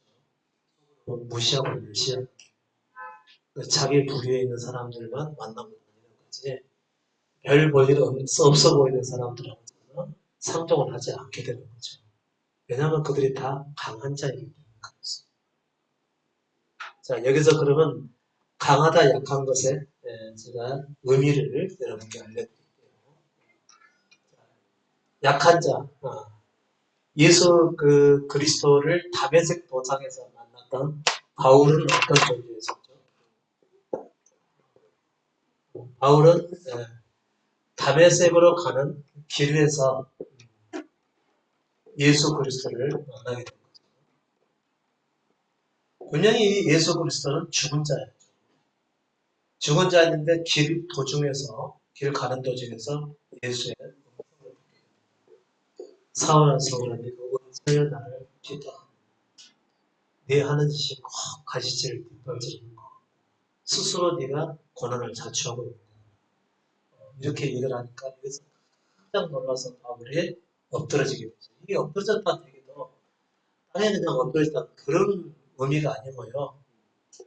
이게 지금 자신은 어디를 향해 가고 있는 거죠? 다메섹에 가서 다메섹에 있는 그리스도인들을 붙잡아서 잡아오려고 지금 다메섹에 가고 있는 중이었었습니다. 그래서 자신은 다메섹 가서 이 그리스도인들을 잡아오는 일이 옳은 일이라고 생각을 했다는 거죠. 하나님을 향해서. 타고나면서 그 다음에 율법을 배우고 이 안에서 성장을 하고 거의 성경에 대해서는 박사와 같은 자가 되어 있습니다. 그렇게 했는데 이 혹세 무민의 종교인 기독교 그리스도가 많은 가르침을 베풀어서 수많은 사람들을 현혹을 시켰고 그가 죽은 뒤에도 여전히 사람들은 그리스도를 믿고 따르고 있습니다. 무슨 일이냐. 이런 사람들을 가만히 두었다가는 우리 유도교가 큰 타격을 받겠다 해서 다메섹으로 가서 이 그리스도인들을 잡아오려고 가는 거예요. 자신이 어려서부터 배우고 성장하고 알고 경험했던 이 모든 것들이 옳다라고 여기고 이 기독교 그리스도인으로 있는 사람들은 뭔가가 잘못되어 있는 사람이라고 생각하고 이들을 잡으러 가는 중에서 그런데 가다가 이상 중에 그리스도의 음성을 듣게 됩니다. 이 음성을 듣자마자 자기가 지금까지 옳다라고 여겼던 모든 것이 뭐 잘못된 것이라는 것을 한순간에 깨닫게 됩니다. 여기서 이 잘못이라고 하는 것 자체를 완전히 알게 되는 것 그 자체라고 엎드러지게 된다. 실제로 몸이 엎드러지는 그건 알 수 없는 문제죠. 근데 이제 뭐 소변까지 됐으니까 실제로 뭐 쓸 수도 있는 문제죠. 그러나 몸이 엎드러지는 이런 문제가 아니라는 것이죠. 내가 지금까지 옳다고 여겼던 모든 것이 다 허물어져 버리는 거예요. 갑자기 뭐가 참된 것인지 이제 흔들리게 되는 것이죠. 여기서 본인이 뭘 어떻게 어느 길로 가야 될지 앞으로 어떻게 행해야 될지 내가 이제까지 거짓 것을 붙들고 참된 것이라고 여기고 지금까지 살아왔었는데 이게 잘못된 것이라니 하면서 이제 막 돌이켜 보면서 성경에 생각나는 대로 보기도 하고 거기다가 이제 눈까지 멀게 됐으니까 얼마나 많은 생각을 했겠습니까? 그러면서 이제 조합을 막 시켜보는 것이죠. 자기 속에서만 생각나는데 그럼 이게 그게 아니었단 말인가? 그럼 이게 무슨 의미였다는 얘기인가? 계속 생각나겠죠. 그렇게 하면서 3일 동안 눈이 감겨져 있는 상태에서 이제 지나간 것들이 떠오르게 됐겠죠. 그리고 이 예수라고 하는 분에게 집중되어 있다고 하는 것을 이 사람이 나중에 알게 됩니다. 비록 3일밖에 안 걸렸지만요. 이 3일은 사실 엄청나게 긴 시간이에요. 저도 십자가에서 주님을 딱 경험하고 나서 나중에 일주일이 걸렸어요. 일주일 동안에 제가 알게 된 것은요. 제가 그때가 사실 42살 때였는데 어려서부터 42살 때까지 내가 예수를 믿어왔던 모든 세월보다도 이 일주일의 기간 훨씬 더 길게 이 기간 안에 내가 성경과 교회와 진리에 대해서 배우고 경험했던 것보다도 일주일 동안 알게 됩니다. 이 기간은 제게 굉장히 긴 기간이었습니다. 너무 많은 것을 제가 알게 됩니다. 갑자기 눈이 확 밝아져서 그리고 그 전에 의문스럽게 생각된 것들이 모두 풀리는 기간이었거든요. 그리고 여기서 아주 완전한 길이 완전히 달라져 버린 거죠. 그 전에 구원이나 믿음이나 헌신이나 뭐 기독교나 이런 그런 개념들이 십자가 만나면서 다 깨져버린 것이죠. 바울도 그렇지 그랬던 것이 다 깨져버린 거죠. 그러고 나서 바울은 나중에 뭐라고 얘기를 하는 것이죠? 자신에게 유익한 것은 모두 뭐라고 생각한 거죠? 배설물처럼. 뭔 소리야? 유익한 것은 그냥 유익한 것인데 왜 배설물처럼 여겨? 우리 그렇게 생각할 수가 있죠. 근데 그거 다 배설물처럼 여긴다. 자, 여러분이 잘 되는 것은 유익한 거예요? 해로운 거예요? 세상에서 여러분이 잘 되는 거 유익한 거예요? 해로운 거예요? 유익한 건데 배설물처럼 여긴다는 거죠. 정말 여러분은 삶이 그렇게 살아왔었습니까? 지금도 유익한 거 많았으면 좋겠죠. 그죠? 시작을 향해 가고 있습니다. 그래요? 안 그래요? 지금도 많이 있으면 좋겠죠. 그렇게 생각하는 배설물처럼 여기지 않는다는 거죠. 그런데 바울은 쭉 그리스도 중심으로 살아오면서 세상에 속한 것이 내게 많으면 많을수록 내게 유익하다고 생각되는 것이 내게 많이 소유되면 될수록 그것은 믿음을 향해 가는 데는 방해가 된다는 사실을 알게 되거든요. 그래서 배설물처럼 여기는 것이죠. 근데 일반적 교회는 안 그러죠. 조금만 좋은 일 있으면 잔뜩 부풀려가지고 할렐루야 하고 외치잖아요. 전혀 다른 종교라는 거죠. 그래놓고 나서 바울의 순처럼 바울처럼 그렇게 살 순 없을까 이렇게 부르잖아요. 그렇게 하면서 바울처럼 되고 싶잖아요. 그냥 무슨 의미도 모르고 되고자 한다는 거죠. 그냥 바울이 이루는 영광 때문에 자신도 그 영광만을 위해서 얻고자 하기 때문에 그런 것입니다. 많은 사람들이 복음 전에서 그들의 영혼을 살리고 싶다 그거죠. 근데 그게 육신에서 난 거라는 거죠. 자기 영광을 구해서. 한 사람도 그게 육신에서 난 것이라는 것을 인정하지 않는다는 거죠. 많은 사람들 전도에서 영혼 구원하는 거라고 생각을 하니까 그렇죠. 그런데 그랬던 바울이요. 내게 유익한 것은 다 배설물로 여길 뿐만 아니라 그리고 자신의 뭘 자랑한다고 그랬죠? 약한 것을 자랑한다고 그랬습니다. 약한 것이 뭐가 자랑할 거예요. 근데 이 사람은 자기의 약한 것을 자랑해요. 왜 그럴까요? 내가 약할 때 누가 드러나니까요. 그리스도가 드러나니까. 그와 같은 동일한 맥락하에서 이 말씀이 또 나온 것이죠. 하나님께서 세상에 미련한 것들을 택하사 지혜 있는 자들을 부끄럽게 하시죠. 그러면 이 지혜 있는 자들은 어떻게 살아가는 것이죠? 야하게 달려있어. 이런 사람들이죠. 세상에 지혜로운 사람들은 어떤 사람들이에요? 나하게 달려있어 하면서 어떻게 해서든지 열심으로 살아갔겠죠.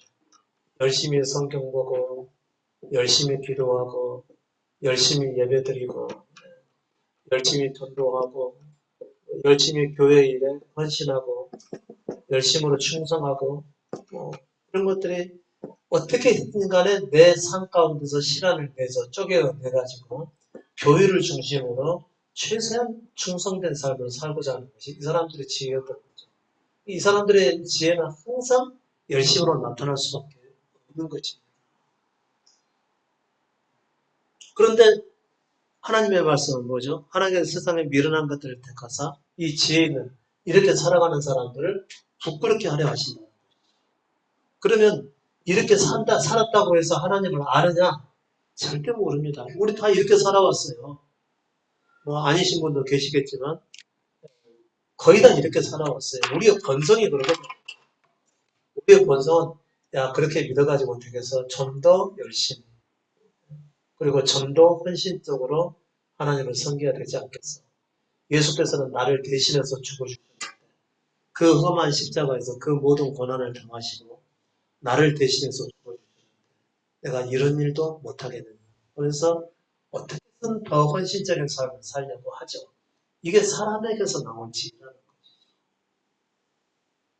그래서 그 사람들은 어떤 사람들은 성경을 다 쓰기도 하고 어떤 사람은 외우기도 암송하기도 하고 또 어떤 사람들은 성경을 연구하기도 하고 묵상하기도 하고 매일 성경이나 생명의 삶이라는 그런 큐티의 삶을 살아가고 어떻게 선지의 말씀을 자기 삶에 적용해서 살려고 하고 이거 사람의 지혜라는 것이죠. 이렇게 살아가는 사람을 부끄럽게 만든다는 거죠. 어떤 사람이요? 저기 미련한 사람을 택해. 이 미련한 사람은 어떻게 하는 것이죠? 어떤 사람이죠? 1번 IQ가 낮은 사람, 2번 스스로 살기를 포기한 사람, 자기가 살기를 포기한 사람. 1번일까 2번일까요? 그러니까 네? 정답 맞히기 좋게 제가 써드렸죠. 그러니까 자기가 살기를 포기한 사람들은 미련한 사람이라고 얘기하는 것이지 IQ 낮은 사람을 하는 얘기가 아니라는 거죠. 그러니까 IQ가 높든지 낮든지 상관이 없다는 거죠. 믿음으로 자기가 살기를 내려놓은 사람을 미련한 사람이라는 거죠. 그러니까 이 지혜로운 사람들은 아니 기도도 하지 않는다고? 아니 예배도 안 드린다고? 아니 제대로 믿으려면 성경도 열심히 봐야지 이게 마땅한 거지. 그것도 안 하고 주님만 바라본다고 다 된다냐? 이렇게 말을 한다는 거죠. 근데 미련한 사람은 아니야. 주께서 하면서 자기가 살게 포기해버린다. 이게 미련하게 보이는 사람이라는 거죠. 그러나 나중에 그리스도를 아는 사람들은 누구라고요? 이 미련한 사람들이죠. 주님만 전적으로 의존하고 스스로 살기를 거부해버린 사람을 통해서 지혜로서 하나님 앞에 나가려고 하는 사람들을 부끄럽게 만들어버린다는 거죠. 그래가지고 너는 저희도 몰라. 절대 몰라. 나는 아무것도 행하지 않았더니 결국은 이 진리를 깨닫고 그분으로 만족하고 그분 안에서 지금 살고 있어. 내 삶을 자기 삶을 그대로 보이는 거죠. 그리고 그분을 경험하고 나니까 이런 세상이 있다고 하는 사실을 깨닫게 되는 겁니다. 아, 나는 전에는 내가 열심히 해서 잘 살아보려 했을 때는 주님 앞에 주님을 경험하지도 못하고 그 은혜의 깊이도 이룰 수가 없었는데 아니 오히려 아무것도 안 한 저 사람이 그렇게 깊은 말을 하게 될 줄은 꿈에도 몰랐네 하면서 이 사람은 부끄럽게 만든다 그런 얘기인 거죠. 근데 이 사람들은 사실상 부끄럽다고 생각 안 해요. 부끄러움도 몰라요. 그러니까 부끄러움을 알면은 그 사람들도 자기 지혜를 보이고 미련한 사람이 될 수 있는 기회가 있습니다. 근데 부끄러움도 거의 몰라요. 강한 사람들은 뭐죠? 자기 의지대로 뭔가 행하려고 하는 사람들을 강한 사람이라고 얘기하는 겁니다. 여기서 말하는 약한 사람들을 택하사 강한 자가 부끄럽게 이 약한 자는 뭐죠? 자기가 스스로 살려고 하지 않는 사람이거든요. 스스로 살려 하는 이 사람들이 곧 바울과 같은 사람이겠죠. 내게 유익된 것을 오히려 배설물처럼 여기고 오히려 자기의 약한 것을 자랑했다는 거죠. 난 아무것도 아니에요. 내가 스스로 살려고 하지 않을 거야. 이런 사람을 통해서 그리스도는 가장 많은 일들을 행하셨다. 그런 얘기죠. 정말 바울처럼 되고 싶으면 그렇게 살아야 된다는 거죠. 근데 중요한 것은 우는 지금까지 강한 자로 처심해 왔다는 거죠. 실제는 강한 자. 그러나 자기에 대한 인식은 자기를 약한 자라고 생각하는 겁니다. 그래서 좀 더 열심으로 주님을 찾아야 된다고 생각을 한 것이 결국은 강한 자의 모습으로 살아왔다는 그런 의미가 되는 것이겠죠. 자기 의지가 강한 자일수록 그리고 자기 의지가 강한 사람 곁에는 갈 수가 없죠. 여러분은 제가 좋아요, 안 좋아요? 좋아요? 물어보니까 대답하지 마시고. 적었을 때는 또 무슨 말을 어떻게 할지는 모르겠지만. 뭐 때문이죠? 강한 자로 처신하지 않잖아.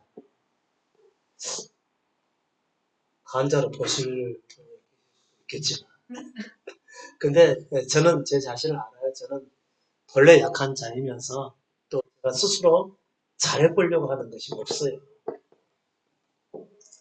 잘해보려는 삶이 없기 때문에 여전히 저는 약한 자로 정신하고 있습니다. 안 되면 뭐 되어지는 대로 하는 거지. 항상 이렇게 생각을 하고 실제 제 삶으로도 여러 번에 그냥 그대로 보이고 있는 거죠. 제가 알아서 막 잘하려고 하는 것이 아니고 주어진 범위 안에서는 하죠. 그런데 아직 내게 오지 않은 것을 이루기 위해서 큰 야망을 가지거나 또 그것을 이루기 위해서 형식적으로 살아가려고 하면 절대 그렇지 않는다는 거죠. 그러니까 내 모습 그대로 그냥 살아가는 것이죠. 이게 곧 약한 자인 것을 의미하는 것입니다. 근데 바울은 약할 때 곧 강함이라고 해요. 내가 스스로 살려고 하지 않을 때 누가 사시기 때문에 그런 거죠. 그리스도가 사시기 때문에. 그러니까 일반인들도 믿음이 아니라 할지라도 자기가 사라지는 존재라는 사실을 알게 되면 이 사람들은 굉장히 다가가기가 쉬울 겁니다. 왜냐하면 자기 의지가 없으니까. 자기가 잘해보려는 의지도 없고 자기가 잘 살아보려고 하는 의지도 없고 왜냐하면 살다가 좋은 일을 만나면 그냥 만나는 거고 아니어도 그만이고 또 뭐 인생기사 세용지마와 같다는 것처럼 그냥 주어진 대로 사고자 하는 사람들은 화를 내지 않거든요. 뜻대로 되지 않는다. 이런 사람들은 다가가기가 쉬운 거죠. 나를 공격할 가능성이 없으니까. 그래서 가까이 가고 싶어 하는 거잖아요. 우리가 똑같이 했는 초등학생 그 2살짜리 얘기가 있고 하나는 중학생이 있어요. 여러분은 누구에게 먼저 가겠어요?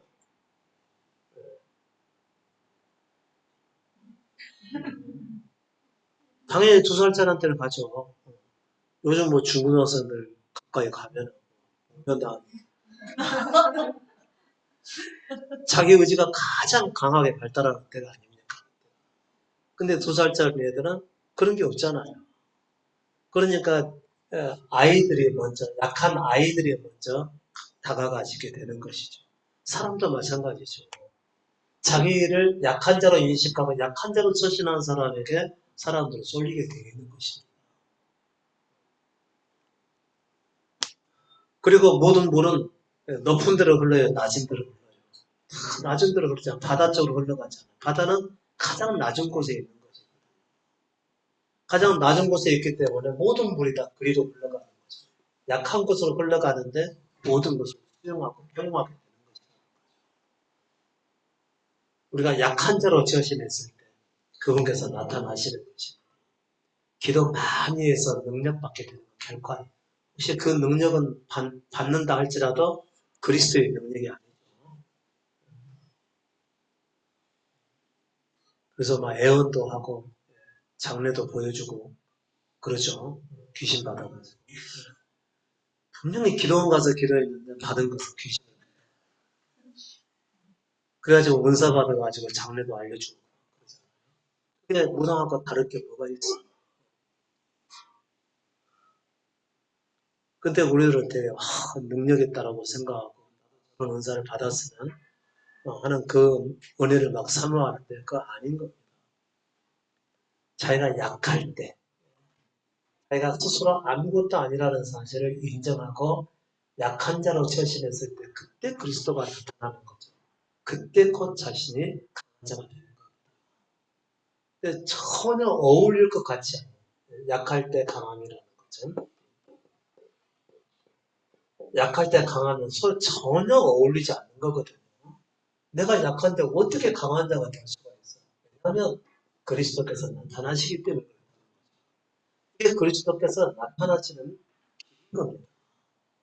근데 우리가 강한 자로 처신하고 자기 의지가 강하고 내가 내 뜻대로 뭔가 이루려고 하고 그렇게 되면 그는 이미 강한 자로 처신하기 때문에 그분께서 나타나실 리가 없다 그래요. 어떤 사람이 하나님의 은혜와 능력을 많이 받고 싶어서 능력받기 위해서 열심히 기도하면서 기도원을 찾아가서 금식해서 여러 번 기도했어요. 이 사람에게 진정한 그리스도의 강함이 나타날까요? 진리에 따져보면 안 나타나는 것이 진리라는 거죠. 그러면 바울이 틀렸게요. 그렇게 기도에서 능력받을 수 있어 바울이 틀린 것이 됩니다. 근데 바울은 자신의 약함을 자랑했다고 했어요. 자신이 약할 때 강하게 되기 때문에 그런 거예요.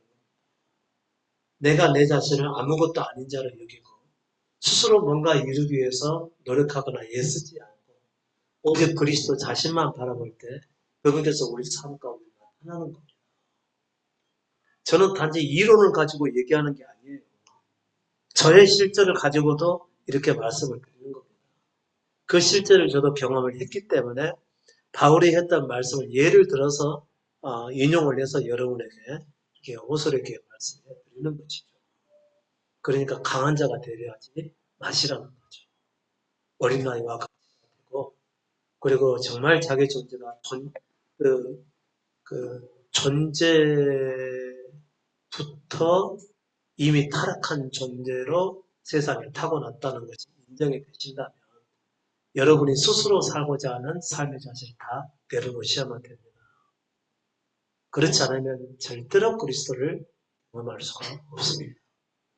정말 기도 많이 해서 성경 많이 봐서 예수 그리스도를 만나고 하나님처럼 하나님을 경험할 수가 있다면 세상에서 어떤 사람이 가장 하나님을 잘 드러내겠어요?